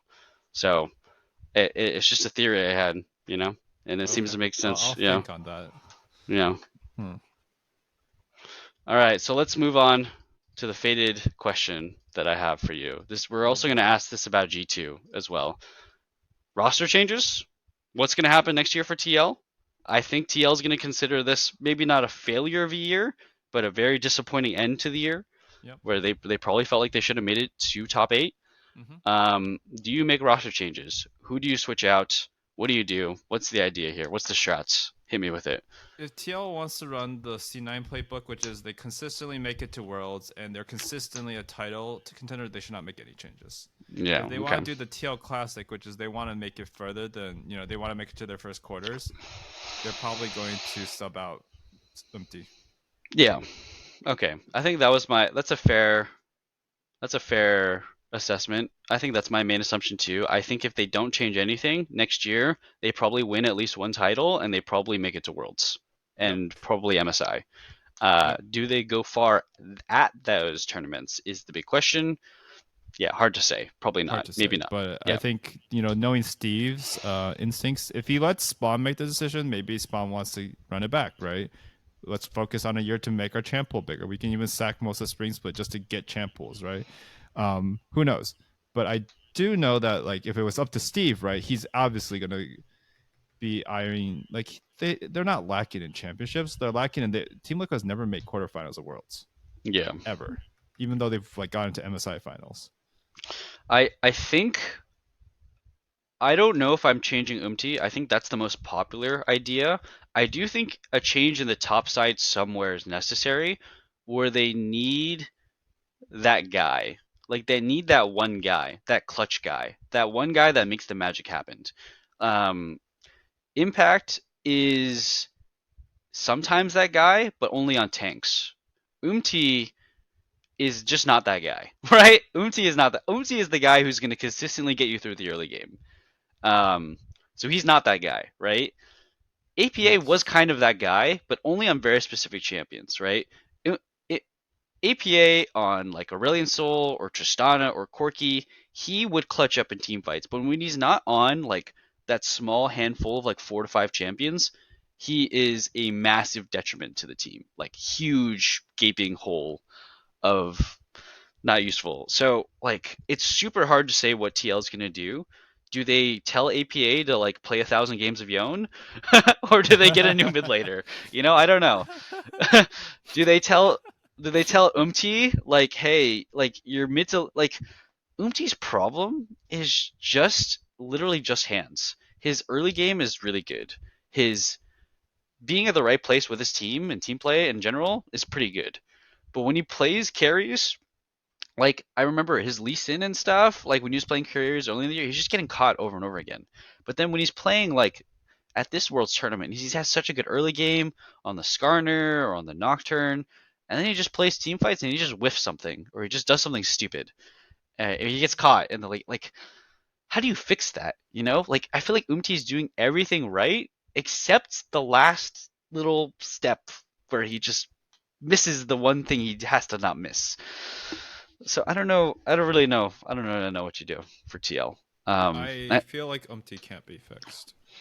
Yeah, I feel like maybe. he's got so much experience that he has some very defined strengths. Like again, as you said, it's not magic that suddenly Teamwork could become so stable and like wins with their tempo was so good, right? When it mattered. Uh like for the most of the year. It's like that is his strength. When they can dominate, right? He's such a good domestic player, especially. Yeah, No, he no, like is. It's even at true. Worlds, like that, it was just like obvious. Like I kept saying, if you could have all of Umpty's strengths and like 20% more hands, one less misplay per game on average, we probably win at least one more game or a series, depending on like the best of three, best of five. I No, like think it's we just beat. objective, Yeah, right? We were I so think we close. beat And, Weibo for sure. oh, I mean, for sure. Yeah. Sad. And so all of that to say, like I just don't. The problem with him is like he's if you remove him, it could be the ex Smithy factor, where it's like shoot, the guy who was piecing it together for us is out.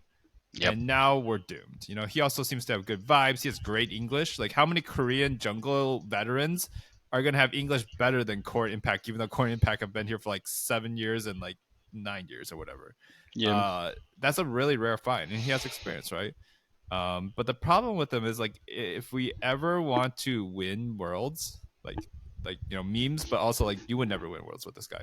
You'll never Yeah. even get to semifinals with this guy. We could get quarters, maybe, like one game away already.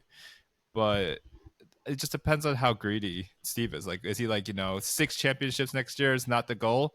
It's getting to quarters. Then you can't keep him, unfortunately. Like, how do you fix it? He's gotten his ass whooped by Korean junglers his whole life. He goes up Yeah. against all the Korean teams, and I'm pretty sure he gets trauma, like generational trauma. His ancestors are gonna have traumas. Generational drop. Oh God. I mean, Umti's it is like kids. he's good, and I always was describing the fact that like if you're on a shit org and a shit team like Bro was, of course you're not gonna look good, right? You know what Umti reminds me of? Umti's kind of like Yike, where Umti on a good team is gonna just look really good, right? But if you throw Yike on a bad team, you're like, I don't know if Yike's actually gonna do that well on a bad team, right? It's like Yike makes a good team, a little bit better. Yike also might make a bad team a lot worse. And I think Umti is actually like real time living out that example, and that when Umti's on Bro, they're like going 0 wins. Like on Jin Air, Umti is just going 0 wins in an entire season, right? But when Umti's on a good team like TL in a slightly easier region, he's just running the league until he runs into Inspired, right? Like Umti is only going to have problems against Inspired domestically because Inspired is just that guy, right? Yep. Yep. So like yeah, I do have to agree with you that like Umti is kind of hard capped in the same way that I feel about Yike. It's just like Yike has these moments of brilliance. Yike can be very consistent in the early game against teams that are like worse than him. Like there are these players that like if you're worse than you, they win no matter what. If they're better than you lose no matter what. Like Umti and Yike are kind of those kind of guys. Um, it's unfortunate, but it's kind of true.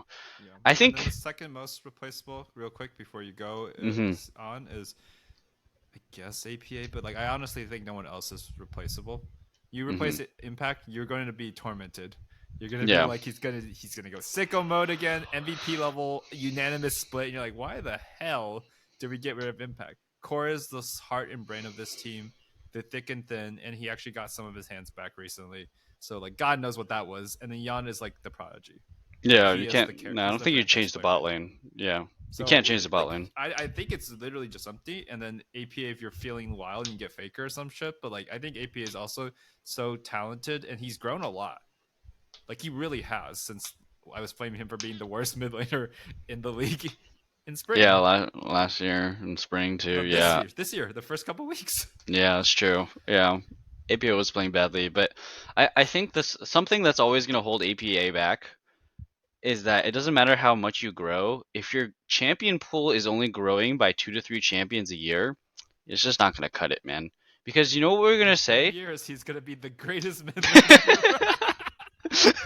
In 10 years, you'll have 30 champions you can play. That's amazing. Yeah. It's like astronaut Nar and Dino Nar. Yeah, oh That's my my god. favorite. From Arma? Yeah, that's so funny. Arma classic. Hey, yeah, if you could play freaking, yeah, you can play Space Invader Ziggs, you can play like all the different Zig skins.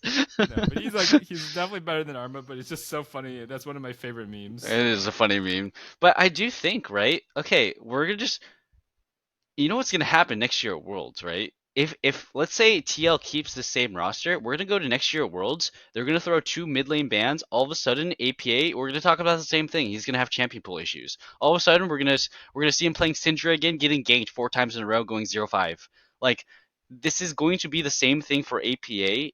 It's if it's not next year Worlds, it's next year MSI. If it's not next year MSI, it's next year's like Fearless tournament, whatever the fuck that is, right? Like APA Yeah. is always going to have champion pool issues unless he Oh, adds we're gonna like have Fearless next year. we are gonna have Fearless next year. Yes, yes, Oh, yeah, yeah, okay. yeah, Wait a yeah, minute. yeah, yeah. We're Can I? having three splits. Did you keep the gift receipt? Yeah, yeah. Return. Steve, can I get a refund? Yeah. Oh no! Wait a So minute. I completely forgot. Oh no! yeah, Fearless is gonna be great for a team like FlyQuest because they can play so much random shit, right?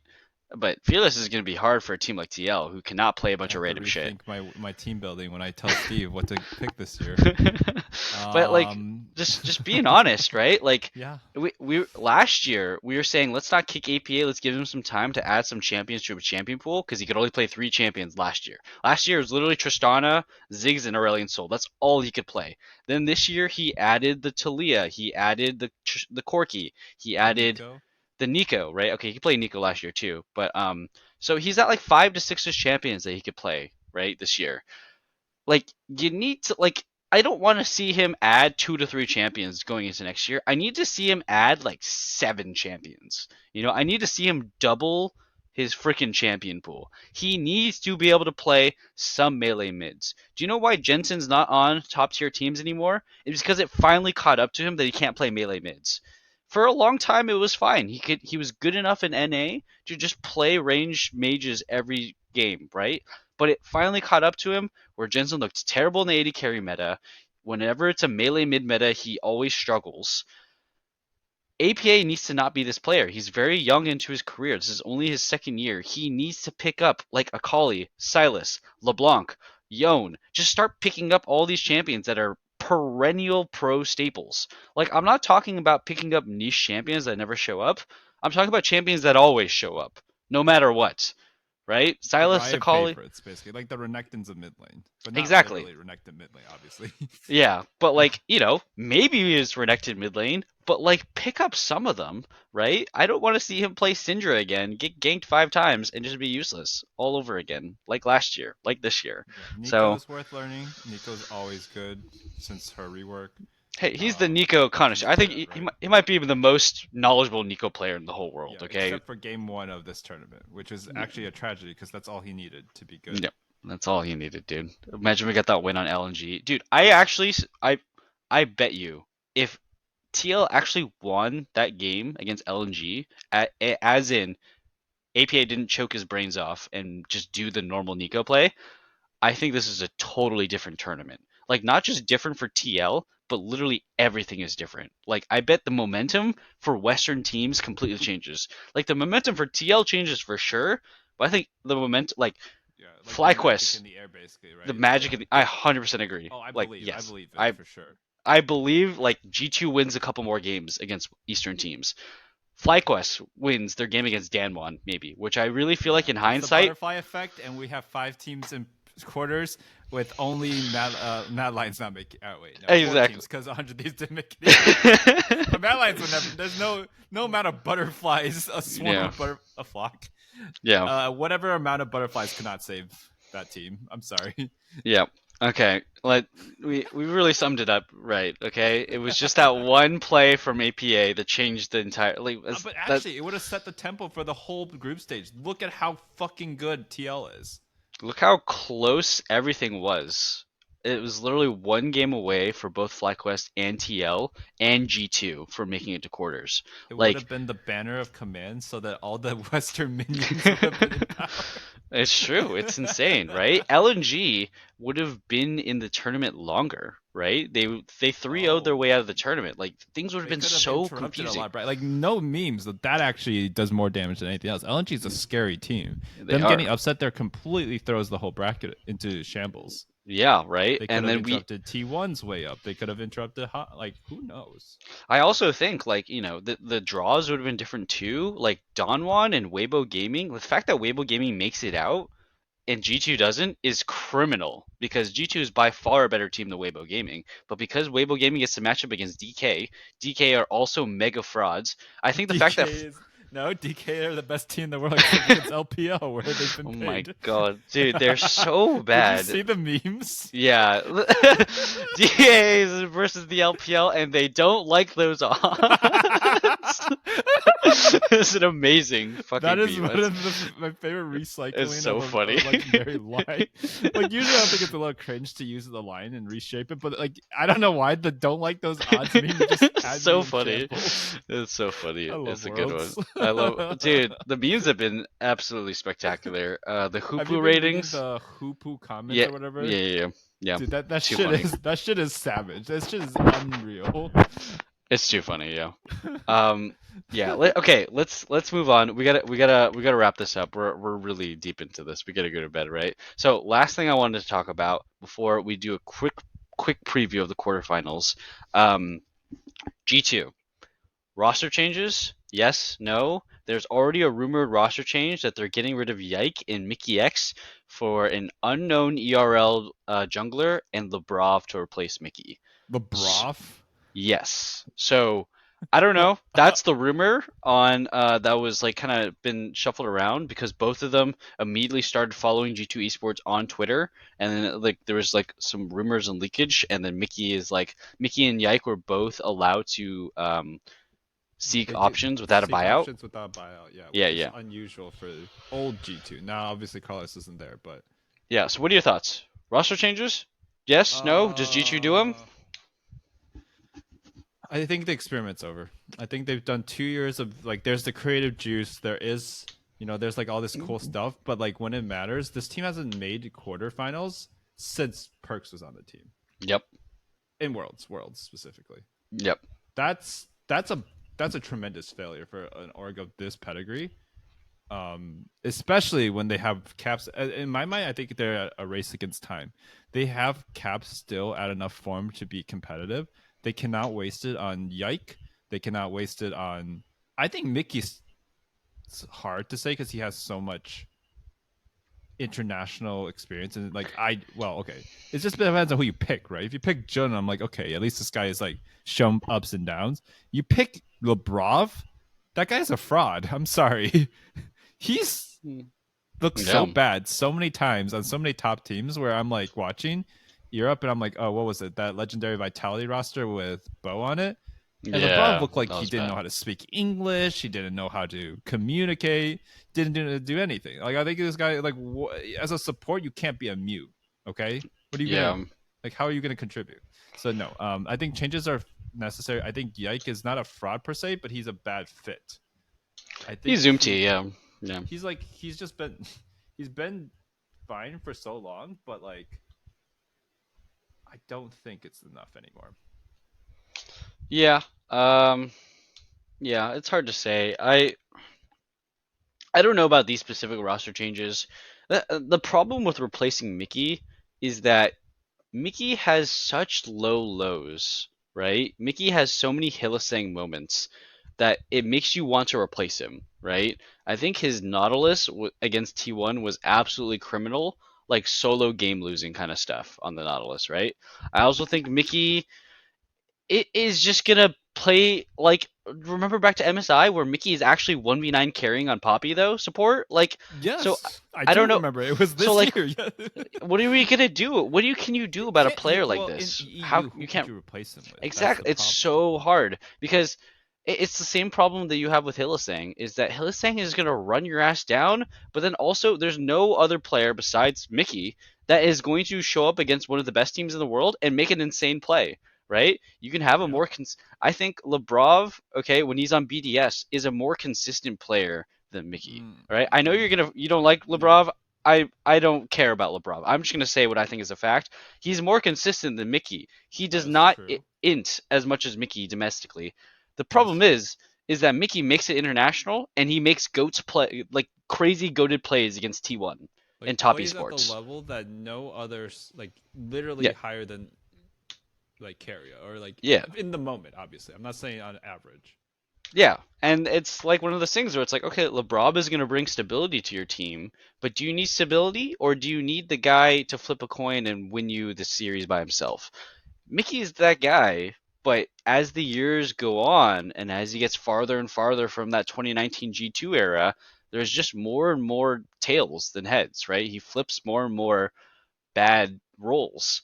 Um, so I don't know what you're supposed to do about that. There's not really much you can do until you find a magical unicorn support that we haven't heard about that is just Mickey X without the downsides, right? That's all you can really hope for G2. So I do think stick with Mickey or you don't pick up Lebrov. You have to pick up someone who you think can develop into something amazing. Maybe that's Jun. I don't know. Jun looks pretty mental boomed. I don't know from Fanatics. So maybe I wouldn't pick Jun. He Maybe has the pick name it. of Noah. Yeah. Well, he also like his mid laner's humanoid. Like I don't know. I don't really blame him either. Macro genius. Like I love the fucking. memes so Oh much. I my don't even think god. humanoid's that bad, but this tournament, it's just been he's been so exposed. It's really Okay. funny to me. I also think Fnatic is also okay. This is not to flame Spawn at all. This is just a TL comparison.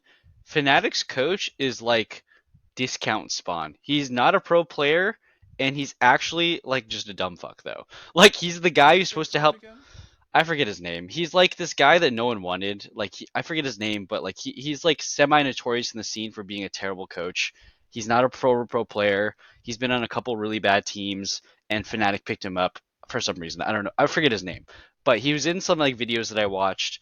He was in like some interview that he gave on their Twitter to explain Jun's tweet of complaining about the Yon ban. Um, Oh God, basically, the one where they basic skipped the Yone band they agreed yeah, upon.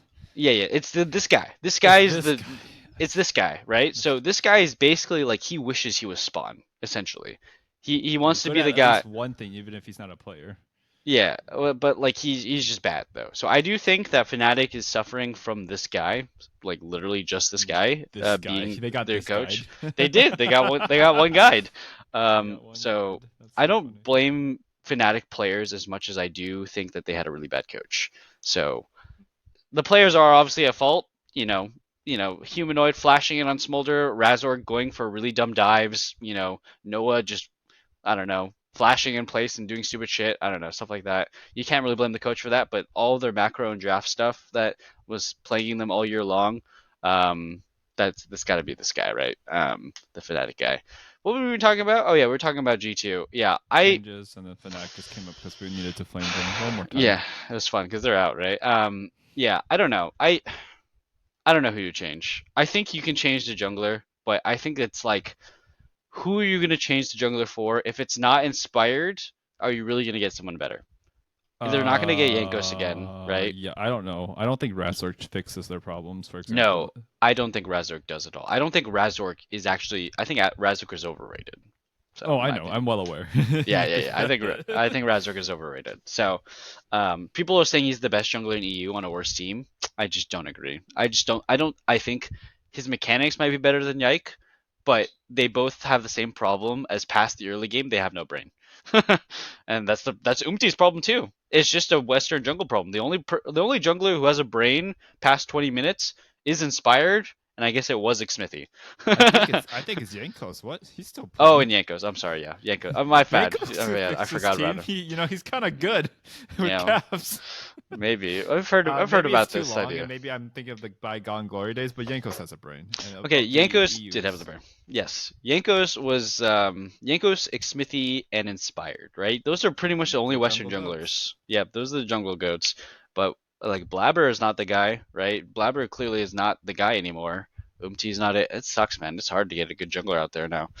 Man, I miss Svenskeren too. Svenskeren was always clutch, but he's gone. Yeah, he was always Um, cut or flaming Taiwan. One of the two. that was very important. Yeah, The well, that's important. days. That's so wild. Yeah, I forgot about that actually. Fuck. TPA. Anyways, Anyways, moving on, Kevin. I didn't say it. Let's finally finish out this podcast. Very long Mhm. episode with Oh, before predicting. you finish it out, though, I sent to Okay. you on Yes. Discord the list of the scrims that Romain posted. That's the guy. His Oh, name's right. G2 Romain. He's the guy Oh, who always leaks his own scrims yeah. results. Oh my God, I cannot believe G2 got their first win against BLG on stage, and then they almost beat him 0 and again. 9 against BLG. Yeah. That's wild. I just that just has to say how badly BLG actually is on stage this year, this Worlds. Like they're actually struggling so hard. I don't know why, but holy cow. I'm also amazed that they had a losing record against Damwon. Damwon must be scrim gods. Like they must just choke it like crazy on stage. It's got to be Mohan, right? Mohan's just and Kingen. Mohan is not him. Mohan's probably the worst support in the entire tournament. Yeah, He's Mohan probably was one of the terrible. worst supports I've seen on a Korean team in a while. Yeah, and then On a top Kingen. Korean team. I think Mohan and Kingen were just the worst play. Like Kingen is like the player that I hate the most. Okay, Impact. Okay, he ints, but at least he's inting with his team. The amount of times Kingen sells his team out and just leaves without doing anything, it pissed me off so much. Like he's in an elimination game against Weibo Gaming. He's on Gragas. He has flash up. He throws an ulti. He throws a Q, and he just runs away. He's the only one who lives on his team. I'm like, I hate you. You're the kind of player I hate the most. Get your ass in there. Showmaker's trying his best. You know what I mean? Get your ass in there. Pisses me off so much. So I don't like Keegan this year. I mean, he was great on DRX, but man, he really pissed me off this year. He's been a huge detriment. Yeah, like the kind of detriment that's like, why are you even here, man? Why are you even here? Just flash body slam. Just get your ass in there. Die with your team. Fuck it. You know what I mean? You Like should never be the last one alive in his position, or you should not be the last one alive that often. He shouldn't be the one who's running away. I get if Aiming's running away because he's the carry, but you're fucking Gragas top playing tank Gragas, man. Get your ass in there, die. Okay. Anyways, DK's got out. Let's look forward to okay. Oh my god, we haven't touched quarters yet. We gotta touch quarters really quick. Okay, we've talked a lot. There's so much to talk about. All right, we got LNG versus Weibo. Let's just throw our predictions out there and just send it really quick, okay? Because we got to close this episode out. LNG Weibo, who's winning? LNG 3-1. I think Mhm. that although Weibo actually made finals, right now LNG's form is better. I don't know. It could just be the buff of they spent millions of dollars to bail Scout out of bail. So who knows? Bond or whatever. Yep. So yeah, LNG. Okay, so here are the pros and cons for each team that I'm going to give, okay? LNG, they have the con of being cold. They're going into the series cold. They have the 2 weeks wait to play Weibo Gaming. Weibo Gaming, they have the pro of even though they haven't looked great this tournament, they get to ramp up and warm up and play lots and lots of stage games. Get out the jitters and nerves. Scout came out with an interview himself. He wished that they could play more stage games just to practice the meta, stuff like that. So I do think that is a big weakness for LNG, and I do think it's a weakness that Gen.G is also going to face, and that Gen.G is very lucky to play against FlyQuest, unless they get upside us. But if they don't get upset, they're very lucky. Very lucky that they get to get 3-0'd by an NA team for the first time Exactly. in history. Yes, that would be amazing. But like I think what happened with Genji last year, right, which I think might happen to LNG this year, is that Genji looked like the favorites last year, just like they do this year, because they got out 3-0, and then they played against BLG, who also last year went all the way to 3-2. BLG played all the games possible. Genji played the least amount of games possible, and then BLG beat Genji in the quarterfinals. That happened last year. I kind of feel like something like that could happen this year, where Weibo Gaming doesn't look good, but just because they got to like play so much, they're gonna Mm. overcome something like LNG. And LNG is not Genji. LNG is weaker than Genji in my opinion. Weibo Gaming is not as good as BLG, but like they have history with each other. They know how to play against each other. They played against each other a lot domestically. I think everybody's predicting LNG because they look better Well, it's when we because lost it's to easy. They're LNG. 3-0, so it's like the Yeah, easiest call in the world, right? They haven't shown major flaws yet. exactly. And Weibo Gaming has shown a lot of flaws, but I am going to go with a risky prediction and say Weibo Gaming 3-2. Because I mean, I don't know, light, crisp. No, I don't I get the anything can happen. argument. I mean, they Yeah, literally made finals in these same circumstances last year, basically, except pretty they made much. Breed for the Shy. And hot take, I think Breed looks better than the Shy did last year. Even though he's a worse player on paper, I Yeah. think he's actually been playing really hot. Yeah, I mean, Breathe was ranked the worst Asian player on like people's tier lists. I think I Will I Dominate don't know. had him the 50th ranked player, and I'm just like, bro, there's ain't no way you put Breathe 50th out of 70 because he's looking pretty damn good. Yeah. Yeah, I agree with your take on ain't no way Dom put that, but I would also say Moham is just worse. Like Oh yeah, even Moham's the domestic, worst like I player. have no maybe the 50th lowest ranked top laner and one of those. I think Moham was literally the worst support in groups. He said Yeah, that. yeah, yeah. Oh, okay. I think maybe he did say Moham was lower, but I think Breathe was like 50th still. Like Okay, maybe yes, he Moham was was like definitely 55th low or though, something. and Yeah, Breathe is yeah. not that bad, even No, on no. his pretty Breathe good. was criminally low. Like playing against Bin and shit like and 369. Nah, he's too low. Dude, he's Um, like playing against like the goats of top lane. Like, what do you no. expect from him? Yeah, yeah. So I do think Weibo Gaming. I actually think they have more of a chance than people are giving credit, and I'm gonna give them the 3-2. Okay, Yeah. that's Uh, a fair point. And honestly, when they make finals again, I'll be like, damn, he guessed it yeah. again. Is really we'll see. I don't know if they're gonna make finals this time around. Because we got on the same side of bracket. Wait, oh my god, if BLG beats Hanwha Life, Weibo Gaming could beat BLG again in semis to make it to finals again, and to get 3-0'd by T1. Oh my god, they can happen again. Holy shit. Okay, let's not. We're getting a little ahead of ourselves. Didn't even realize that. But anyways, Hanwha Life, BLG, same side of the bracket. Um, this is, I think, an insanely hype matchup. This is probably the most banger quarterfinals. This is one of those quarterfinals that could be a finals, right? So we are blessed that we're going to get Hanwha Life BLG in the quarters, and then we will continue to see more banger matchups as the tournament goes on. Who you taking it? This is really a coin toss. I don't think anybody can say they know for sure who's going to win here. Yeah, I would say that I have Hama as my favorite, or sorry, BLG coming in as my favorite. I think Hama is gonna win. The issue here is yes, Hanwha struggled a little against FlyQuest. It's an extremely understandable struggle.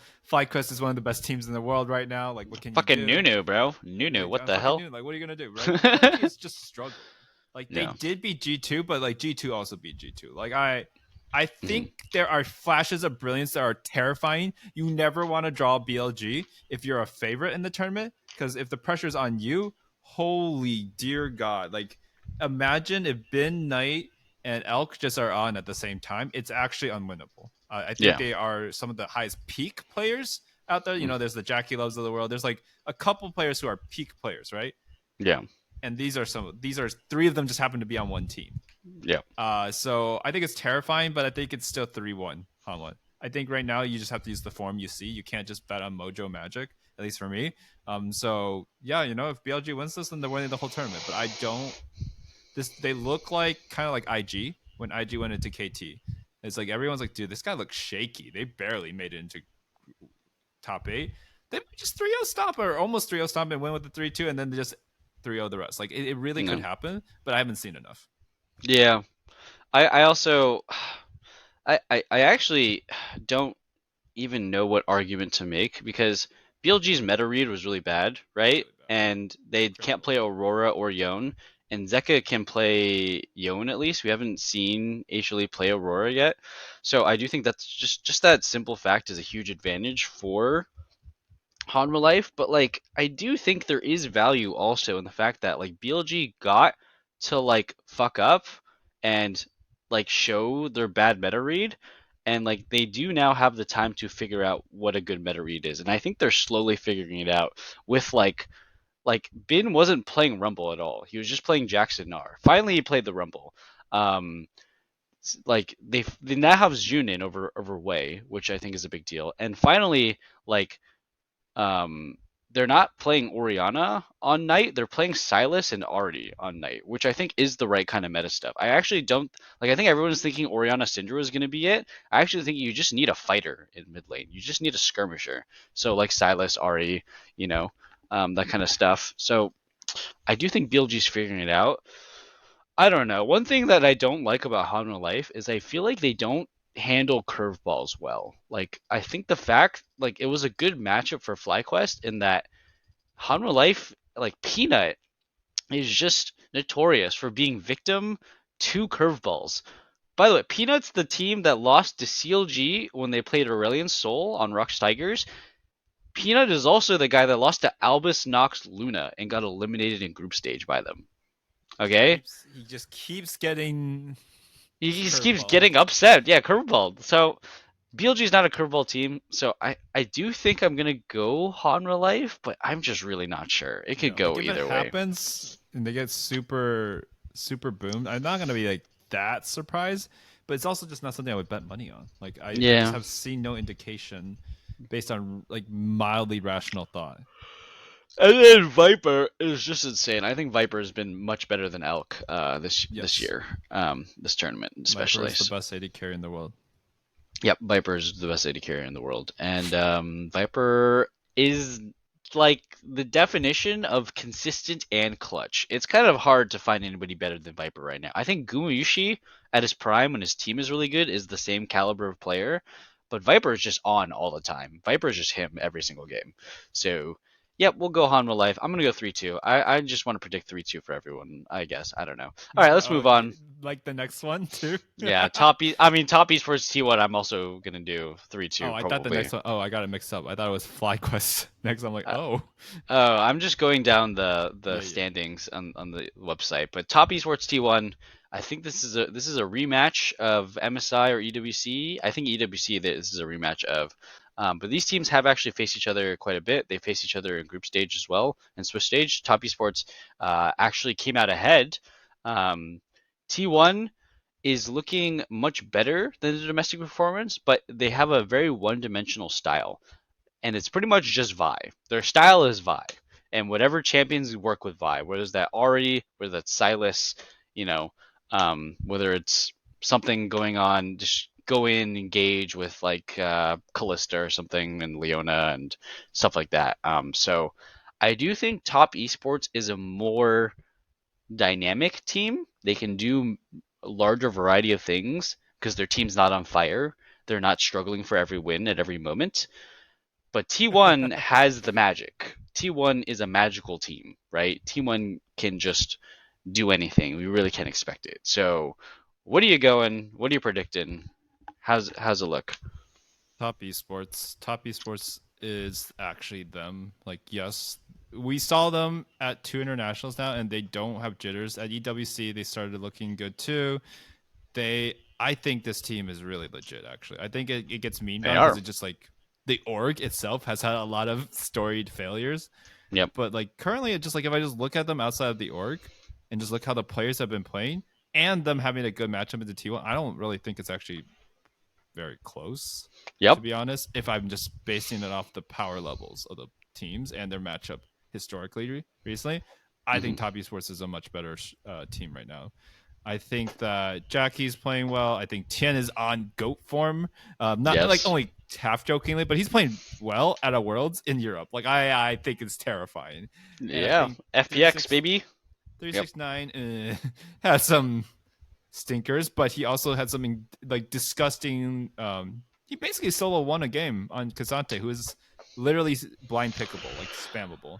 I'm just saying, if Impact just realized that he's a 369 player and not a bin player, TL could be out of groups. I'm just saying. Like I can agree with that. Unfortunately, 369 said, "Hey, I'm 369. I play Kasante." Right? Bin said, "Hey, I'm Bin. I play Jax."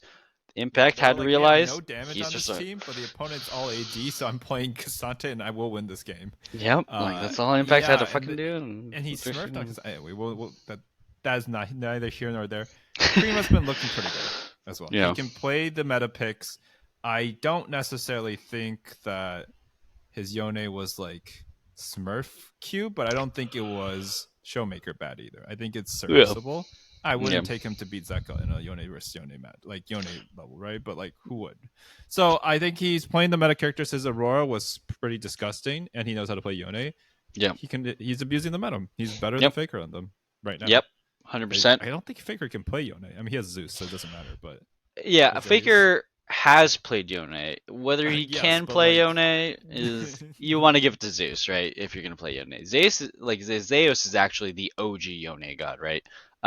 Like he was playing it in Worlds Finals like 2 years ago.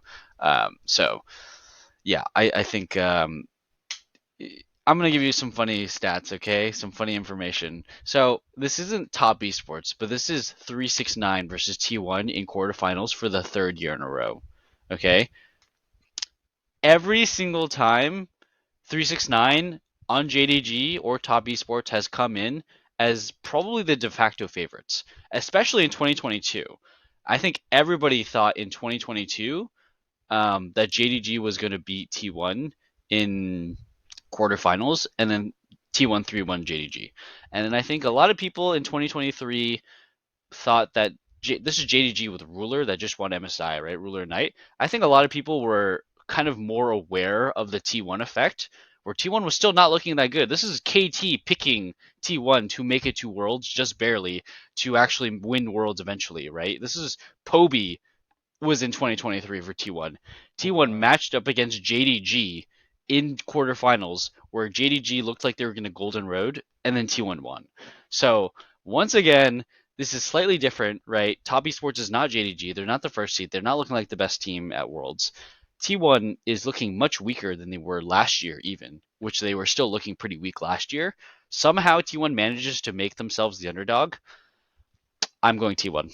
I don't know. I just don't think 369 can do it, man. I don't think 369 can beat Zeus. I think as much as Doran and Keen have Zeus like locked down, 369 is the opposite. I don't think 369 has ever prevailed against Zeus at Worlds. At MSI, sure, you can do it at yeah, MSI, only MSI.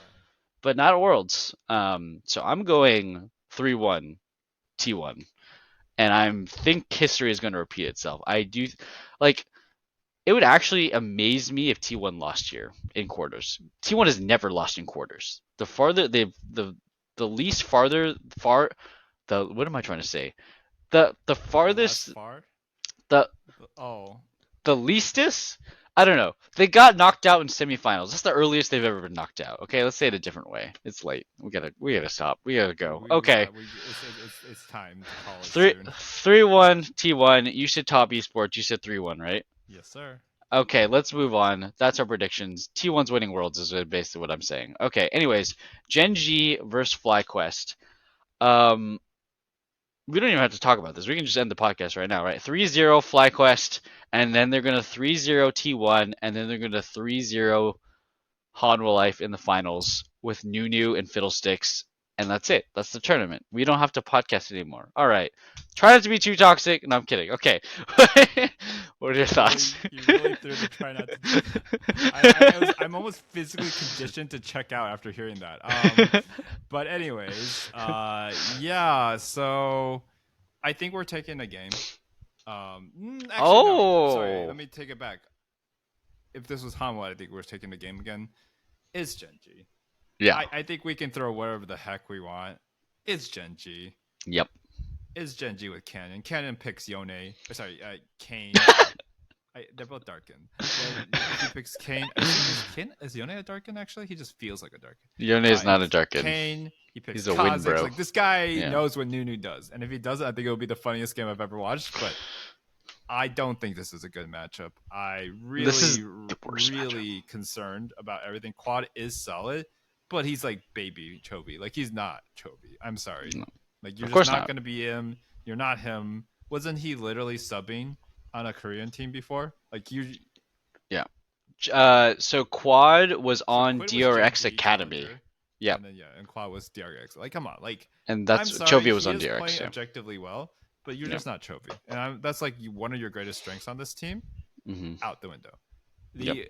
The only place I can see is Whippo versus Keen because the worlds that Keen completely flopped and got dumpstered was the Whippo worlds that got to Yeah. World Final. Yeah, That's Whippo true. was like Okay. playing the weird ass picks and doing really well, and Keen was completely flopping at quarterfinals, getting 3 0'd. This is how I like By Keen. C9, yeah. Keen has That's never Freako. made it past a 3 like an NA team Yeah. in the quarterfinals. At Worlds. Worlds. For subscribing to history, just let me cook a little longer. Alright, there you go. It's true. I did it. You did it. We're all doing you it. did it, and I'm doing it right now. I mean, I just this world has been so fun. I think that we'll talk a little bit more about the path that Fly took to get here, and G2 took to not get here, and how ridiculous it is. But I do think truly there are actually a few places that we can make things interesting, but I don't think it's going to be remotely close to enough. No. I would say that actually Masu might be better than Pays in terms of the impact they've been having. Yes, Pays is the name brand, but like I'm sorry, Pays doesn't need to do anything on this team. So like I haven't seen anything. Like I truly haven't. So like can we beat Pays Lahens? Maybe. But does it matter? No. I do think that is gonna be. I think rather than the top lane, I do think the bot lane is our angle into this series, and the jungle, of course, too. Inspired can do something interesting and weird and clever, but I do think the bot lane is going to be the avenue. I think Paisley Hens, obviously they're great. They're one of the best. They have really good hands. But they've never really shined as like a duo. You never think of Paisley Hens as this godlike duo. You don't really think of Masu Buzio as this godlike duo. You really think of just Masu being insane. For a reason. Yeah, but like, I do think that's an angle where I think if Masu Buzio can really step up, get his 2v2 kill. It sounds pretty impossible to do, but maybe you guys get some 2v2 kills. Maybe you guys get some winning matchups. You could do something, some clever lane swaps to gank the side lane. You know, get Masu his Kaisa, get him his Ashe. He fries on those champions, right? So I would be interested in that. But yeah, I think this is probably the worst matchup in all of possible draws. I think we would have liked we would have loved Hanwha Life. We would have been fine with LNG, and we could have done something maybe against Top Esports or T1, right? But I think Gen G is the no nonsense team.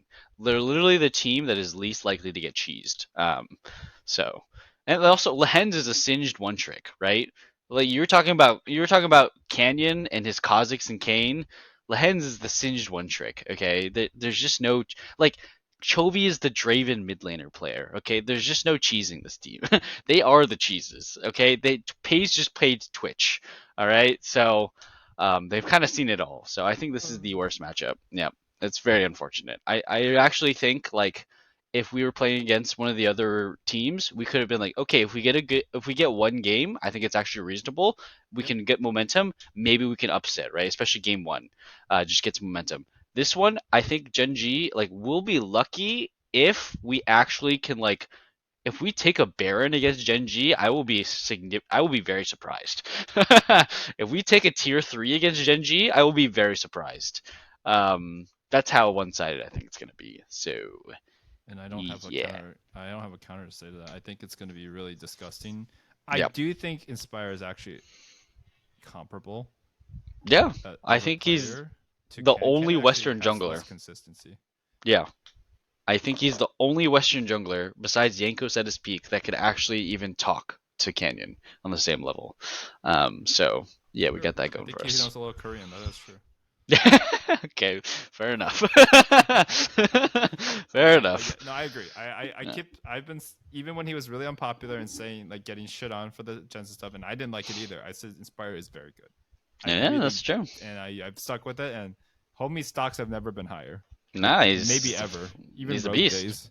Dude, I mean, taking a game off Hanwha Life is like kind of unheard of. Like in these Well, times, in that's these because Hamlet's days. never made worlds, but yes, also, but I yeah, mean, that's I true know what you too. mean though. A Yes, top, but and it's top crazy. the number one seed from Korea with their players, right? It's literally Genji Light, right? Genji Yellow. So insane, insane. But yes, I think this is the worst matchup. I think if we drew Hanwha Life, we could definitely say 3-1. We could even maybe say 3-2. Like as a But joke, but also like seriously, we could have. yeah, I think we say 3-1 against Hanwha Life for sure, at least. But again, Well, Hamlet can't be drawn, but yes, oh no, Hanwha Life could have been drawn. They're a 3-1 team, so we could have just they not. Yeah, they we could were have three just. one. I thought they. Yeah, Yeah, no, you're right. yeah. So we could have gone Hanwha Life. We could have gone Top Esports. We could have gone T1. I also think those are more playable than Genji. Like I said, LNG is more playable than Genji. It's just Genji, right? And then okay, so here's what I was saying before. This is how we're gonna end this podcast though. Genji, they were playing cold last year. They got upset by BLG. Not upset, they got beat by BLG. Okay, it's not really an upset, but I think Genji is very very blessed to have an easy matchup in quarters to kind of warm themselves back up after not playing Mm. for 2 weeks. Right? They Mm. they get to see what the other teams play. They get to read their meta. They get to practice a bit against a decent team in FlyQuest that they know they can win and be relaxed, and then they actually just get a bye into semifinals after warming up and seeing what everybody else does. I think it's just the best thing for Genji possible because Genji has that weakness of just not playing for 2 weeks and being cold. And they get to bypass that. Where LNG does not get to bypass that, they're immediately having to play against Weibo Gaming. Uh, Mm. so yeah, there it is. Genji's winning worlds. I don't know. Genji versus T1 in semifinals. No, If actually, that I happens, I still can't accept that Genji will win worlds. It's Genji. Genji at worlds is never the same. Even though I they finally did it for an I international. want it. I, I want it. Give it to me, Chovy. Do it, Chovy. I do want it. it.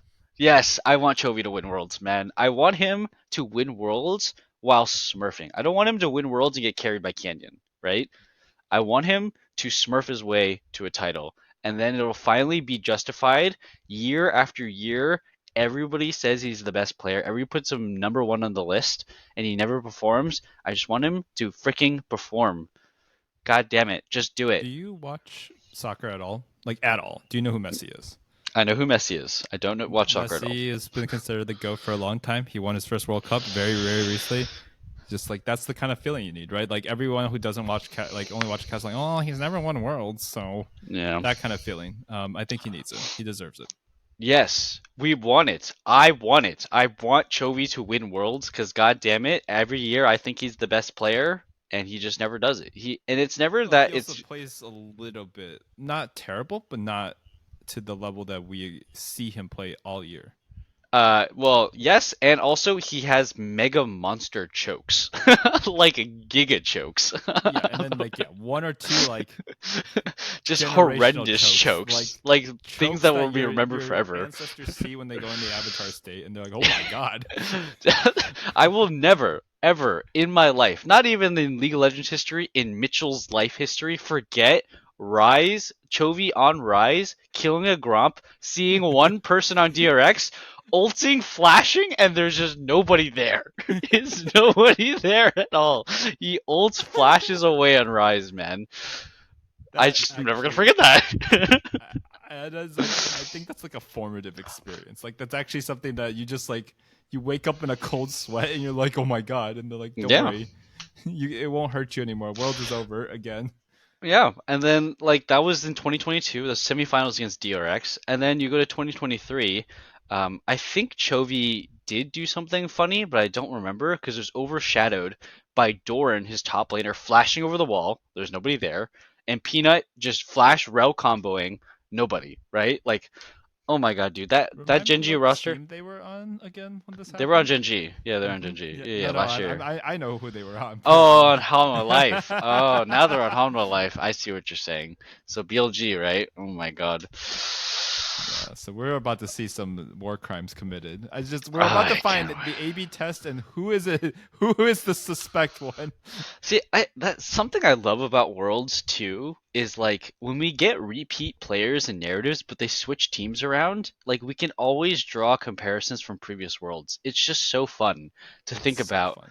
Like Hanwha Life, half of them, even though it's this org has never been there, actually half of Hanwha Life played against BLG in quarters last year. And they were just on Genji.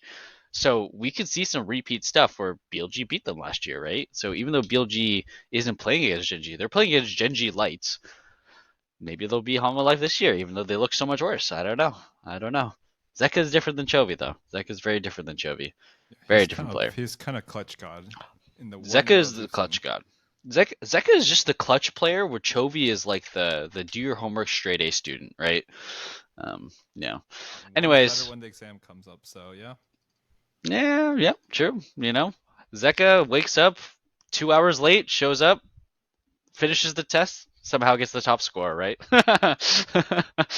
Oh Yeah. god. We all know people like that, right? I'm sure we do. We all Anyways, know people like that. Anyways, one last let's. topic quickly before we close it Okay. out. Oh my God, how We many one gotta last we talk. have? I know, but Yes. we have to. It's 2 hours. Give me But if the. we don't mention the path to get to quarterfinals, Give it to me. like it would, how can we live it down, right? So even though we're both NA fans, I do think it's a little bit crazy that you can have a format where you can just beat Western teams and the wildcard teams and make quarterfinals. Yep. So like, can we really say that Hanwha and BLG deserve quarters?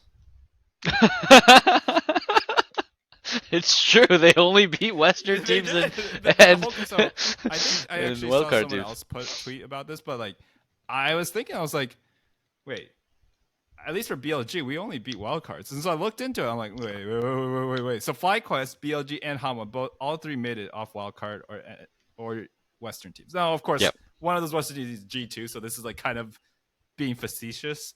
But Yeah. my point is like, that's just how the format is, dude. Like someone put on Reddit, like if you put 8 monkeys into the bracket stage, one Mhm. monkey team gets through to quarters Yeah, just because because they they play match up against another other monkey. monkeys. Exactly. Yeah, the entire time, right? They So literally match up. I love the Yeah. format for how stupid it is. It has screwed my team over sometimes, and that is what it is. But it's the most exciting worlds, and viewership is peaking over and over and over. So I mean, it's entertainment, guys. I'm Yep. sorry. Like I kind of accepted that no format's perfect, and if it's not going to be perfect, then or close to perfect, we might as well make it fun.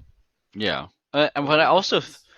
well, okay, I 100% agree that there is like kind of like a flaw in that area, but like at the same time, we still have 7 Eastern teams and 1 Western team in quarterfinals. So did it actually not work out? They kind of felt like it did work out, right? What was the one Eastern team that didn't make out? Oh, guess what? It's the frauds Donwon, right? It actually makes sense, right? Maybe it should have been G2 over Fly, but it still makes sense. It's not like Fly doesn't deserve to be there. Fly took a game off Hanwha Life Gaming. They looked really good. They beat TUL legitimately. Like, I don't know, man. Like, it's unlucky for. I think the only reason people are saying this is because of the G2 comparison. G2 had to. They beat Weibo Gaming. They took a game off BLG, and they don't get to go to quarters. Where FlyQuest doesn't beat any Eastern team at all and gets to go to quarters. So I think that's the direct comparison that people are complaining about. But that is just the luck of the draw. Did G2 get unlucky? A little bit, yes, right? If you go back to last year, even, G2 beat Donwon and Weibo Gaming and took a game off BLG, didn't get to go to quarters just because they lost to Energy, right? And then this year, it's even more unlucky because even though they beat Weibo Gaming and took a game off BLG, they didn't get a chance to like beat a Western team. They had to play against T1 instead of Energy in the same spot, right? So yeah, G2 got a bit unlucky, but like, is it more or less lucky than getting a group of death and having your game decided by like arbitrary tiebreakers that don't have anything to do with you? Because the amount of times that like a Western team has gotten out of groups in the old format because like one Eastern team booms and a best of ones and stuff like that, and then there's tiebreakers that have nothing to do with you, and you can get out of a group because other teams play tiebreaker. Like, I think this system is by far better than the previous system, and maybe we Yes. can make some changes. But at the end of the day, we have 7 Eastern teams in quarters. Yeah, and I'll remind you, It worked out. the group that Team Liquid was on in 2021 was Gen G, Mad Lions, LNG, Team Liquid. Now tell me, they all went 3-3 against each other. Yep. Tell me if that's more fair. And Yeah. obviously that was an outlier, but like, what the hell Hey, was that? that team deserved to make it out of groups more than this TL or last year's TL by far, right? That team deserved to make it out of groups more than maybe even FlyQuest this year, right? That Like, it's team kind was of insane. Alfari, Santorin, Jensen, Tactical Core JJ, and honestly, yes, I agree. They did deserve I- it that year because they were playing well in that one They group. they just literally it was a close tiebreaker game. I remember too against what was it? Gen G, I think was their tiebreaker game. Which is Uh, ridiculous if you really think about it as a they split played test. a tiebreaker game against Gen G because they were 1-1 against them, and they They were just barely 1-1 didn't against make it. every team in that group. What the Yeah. hell? And so I think this if you compare it to the previous format, this format blows it out of the water. If you say that this format could be improved, I want to hear it because you could be right. Like you could add seating, like more seating into it, right? Real Um, seeding, like true yeah, seeding, not NA first equals blah blah blah, or EU exactly. first equals. You could add some true seating and stuff like that, but it's not as That's about it. fun, right? It's not as fun. The You magic know, is there when they Magic all is are fun. considered equal, and sometimes we do step up. So yeah, that's all I have to say. I just wanted to put the meme in there because No, BLG that's and Hanwha really truly went the same path as FlyQuest, yep. and they're all first seeds. And G2 just got unlucky, right? That very easily could have been BLG. That could have easily been Hanwha Life, right? Oh, absolutely. Like Hanwha Life could have been in a world where, you know, if things changed up a little bit, they could have gone the Donwon route, right? Donwon, they beat Western teams into only playing LPL teams for their graduation match, right? Um, like that is in its own way kind of unlucky if you think about it, right? Because Hanwha Life got to beat FlyQuest to graduate, BLG got to beat G2 to graduate. Donmon could only play LPL teams to graduate to the next stage. You can consider that unlucky, I guess. Like also in a way, but I mean, we just don't because Donmon was frauds. But yeah, yeah. But like, if Donmon looked good, if Donmon was a Western team, and like, for example, if Donmon was a Western team and they just drew 3 LPL teams for all of their best of series, we'd be saying this draw is bullshit. This guy's team's mega unlucky. But because they just looked like shit, no one's saying that, right? Everyone's saying it's very deserved. So Yep. it's all luck of the draw, right? Literally just a couple of teams got unlucky, but on average, everything worked out. 7 Eastern teams got out this year, 7 Eastern teams got out last year. That's just how it That goes. NA team continues to keep getting out. We are definitively the better region than EU. Smashed EU at MSI. We didn't get to face them because they got knocked out before they could see us in quarters. But like, Exactly. we did You our can't. part of the That's not deal. our fault. Where's That's not our fault. G2? I Where's think. Fnatic? Fnatic went 1-3 again. They didn't even get to 2-2. Like, I'm sorry. NA's Yeah. better. I'm just gonna say this. I do think that results wise, NA is obviously literally even better. I think that NA as a region is better than EU as a region. I do think G2 stands above. I just don't. Okay, G2 stands above in the sense that they beat Eastern teams, but if you look at G2 scrim records, FlyQuest and TL were doing pretty damn good against G2. So we take in the scrim world 14 wins for champions. TL, 13 for G2, 8 wins for FlyQuest, 4 for G2, just for Hey, reference. so if we're talking about results for literally what happens, NA is better. If you're talking about scrim world championship, NA is better. So what are you gonna do, EU? Get fucked. I love it. I love Yep. it. All right, all right, All all right. right, all right. That's Let's all I have call to it. say. Thank you. Let's Thank call you. it. Yes. Let's get the good vibes in there. All right. I guess try not to be too toxic. We'll see you on the next episode. FlyQuest to the moon. Let's go, Masu. All right. GG. Peace out. See you next episode. Okay. Bye.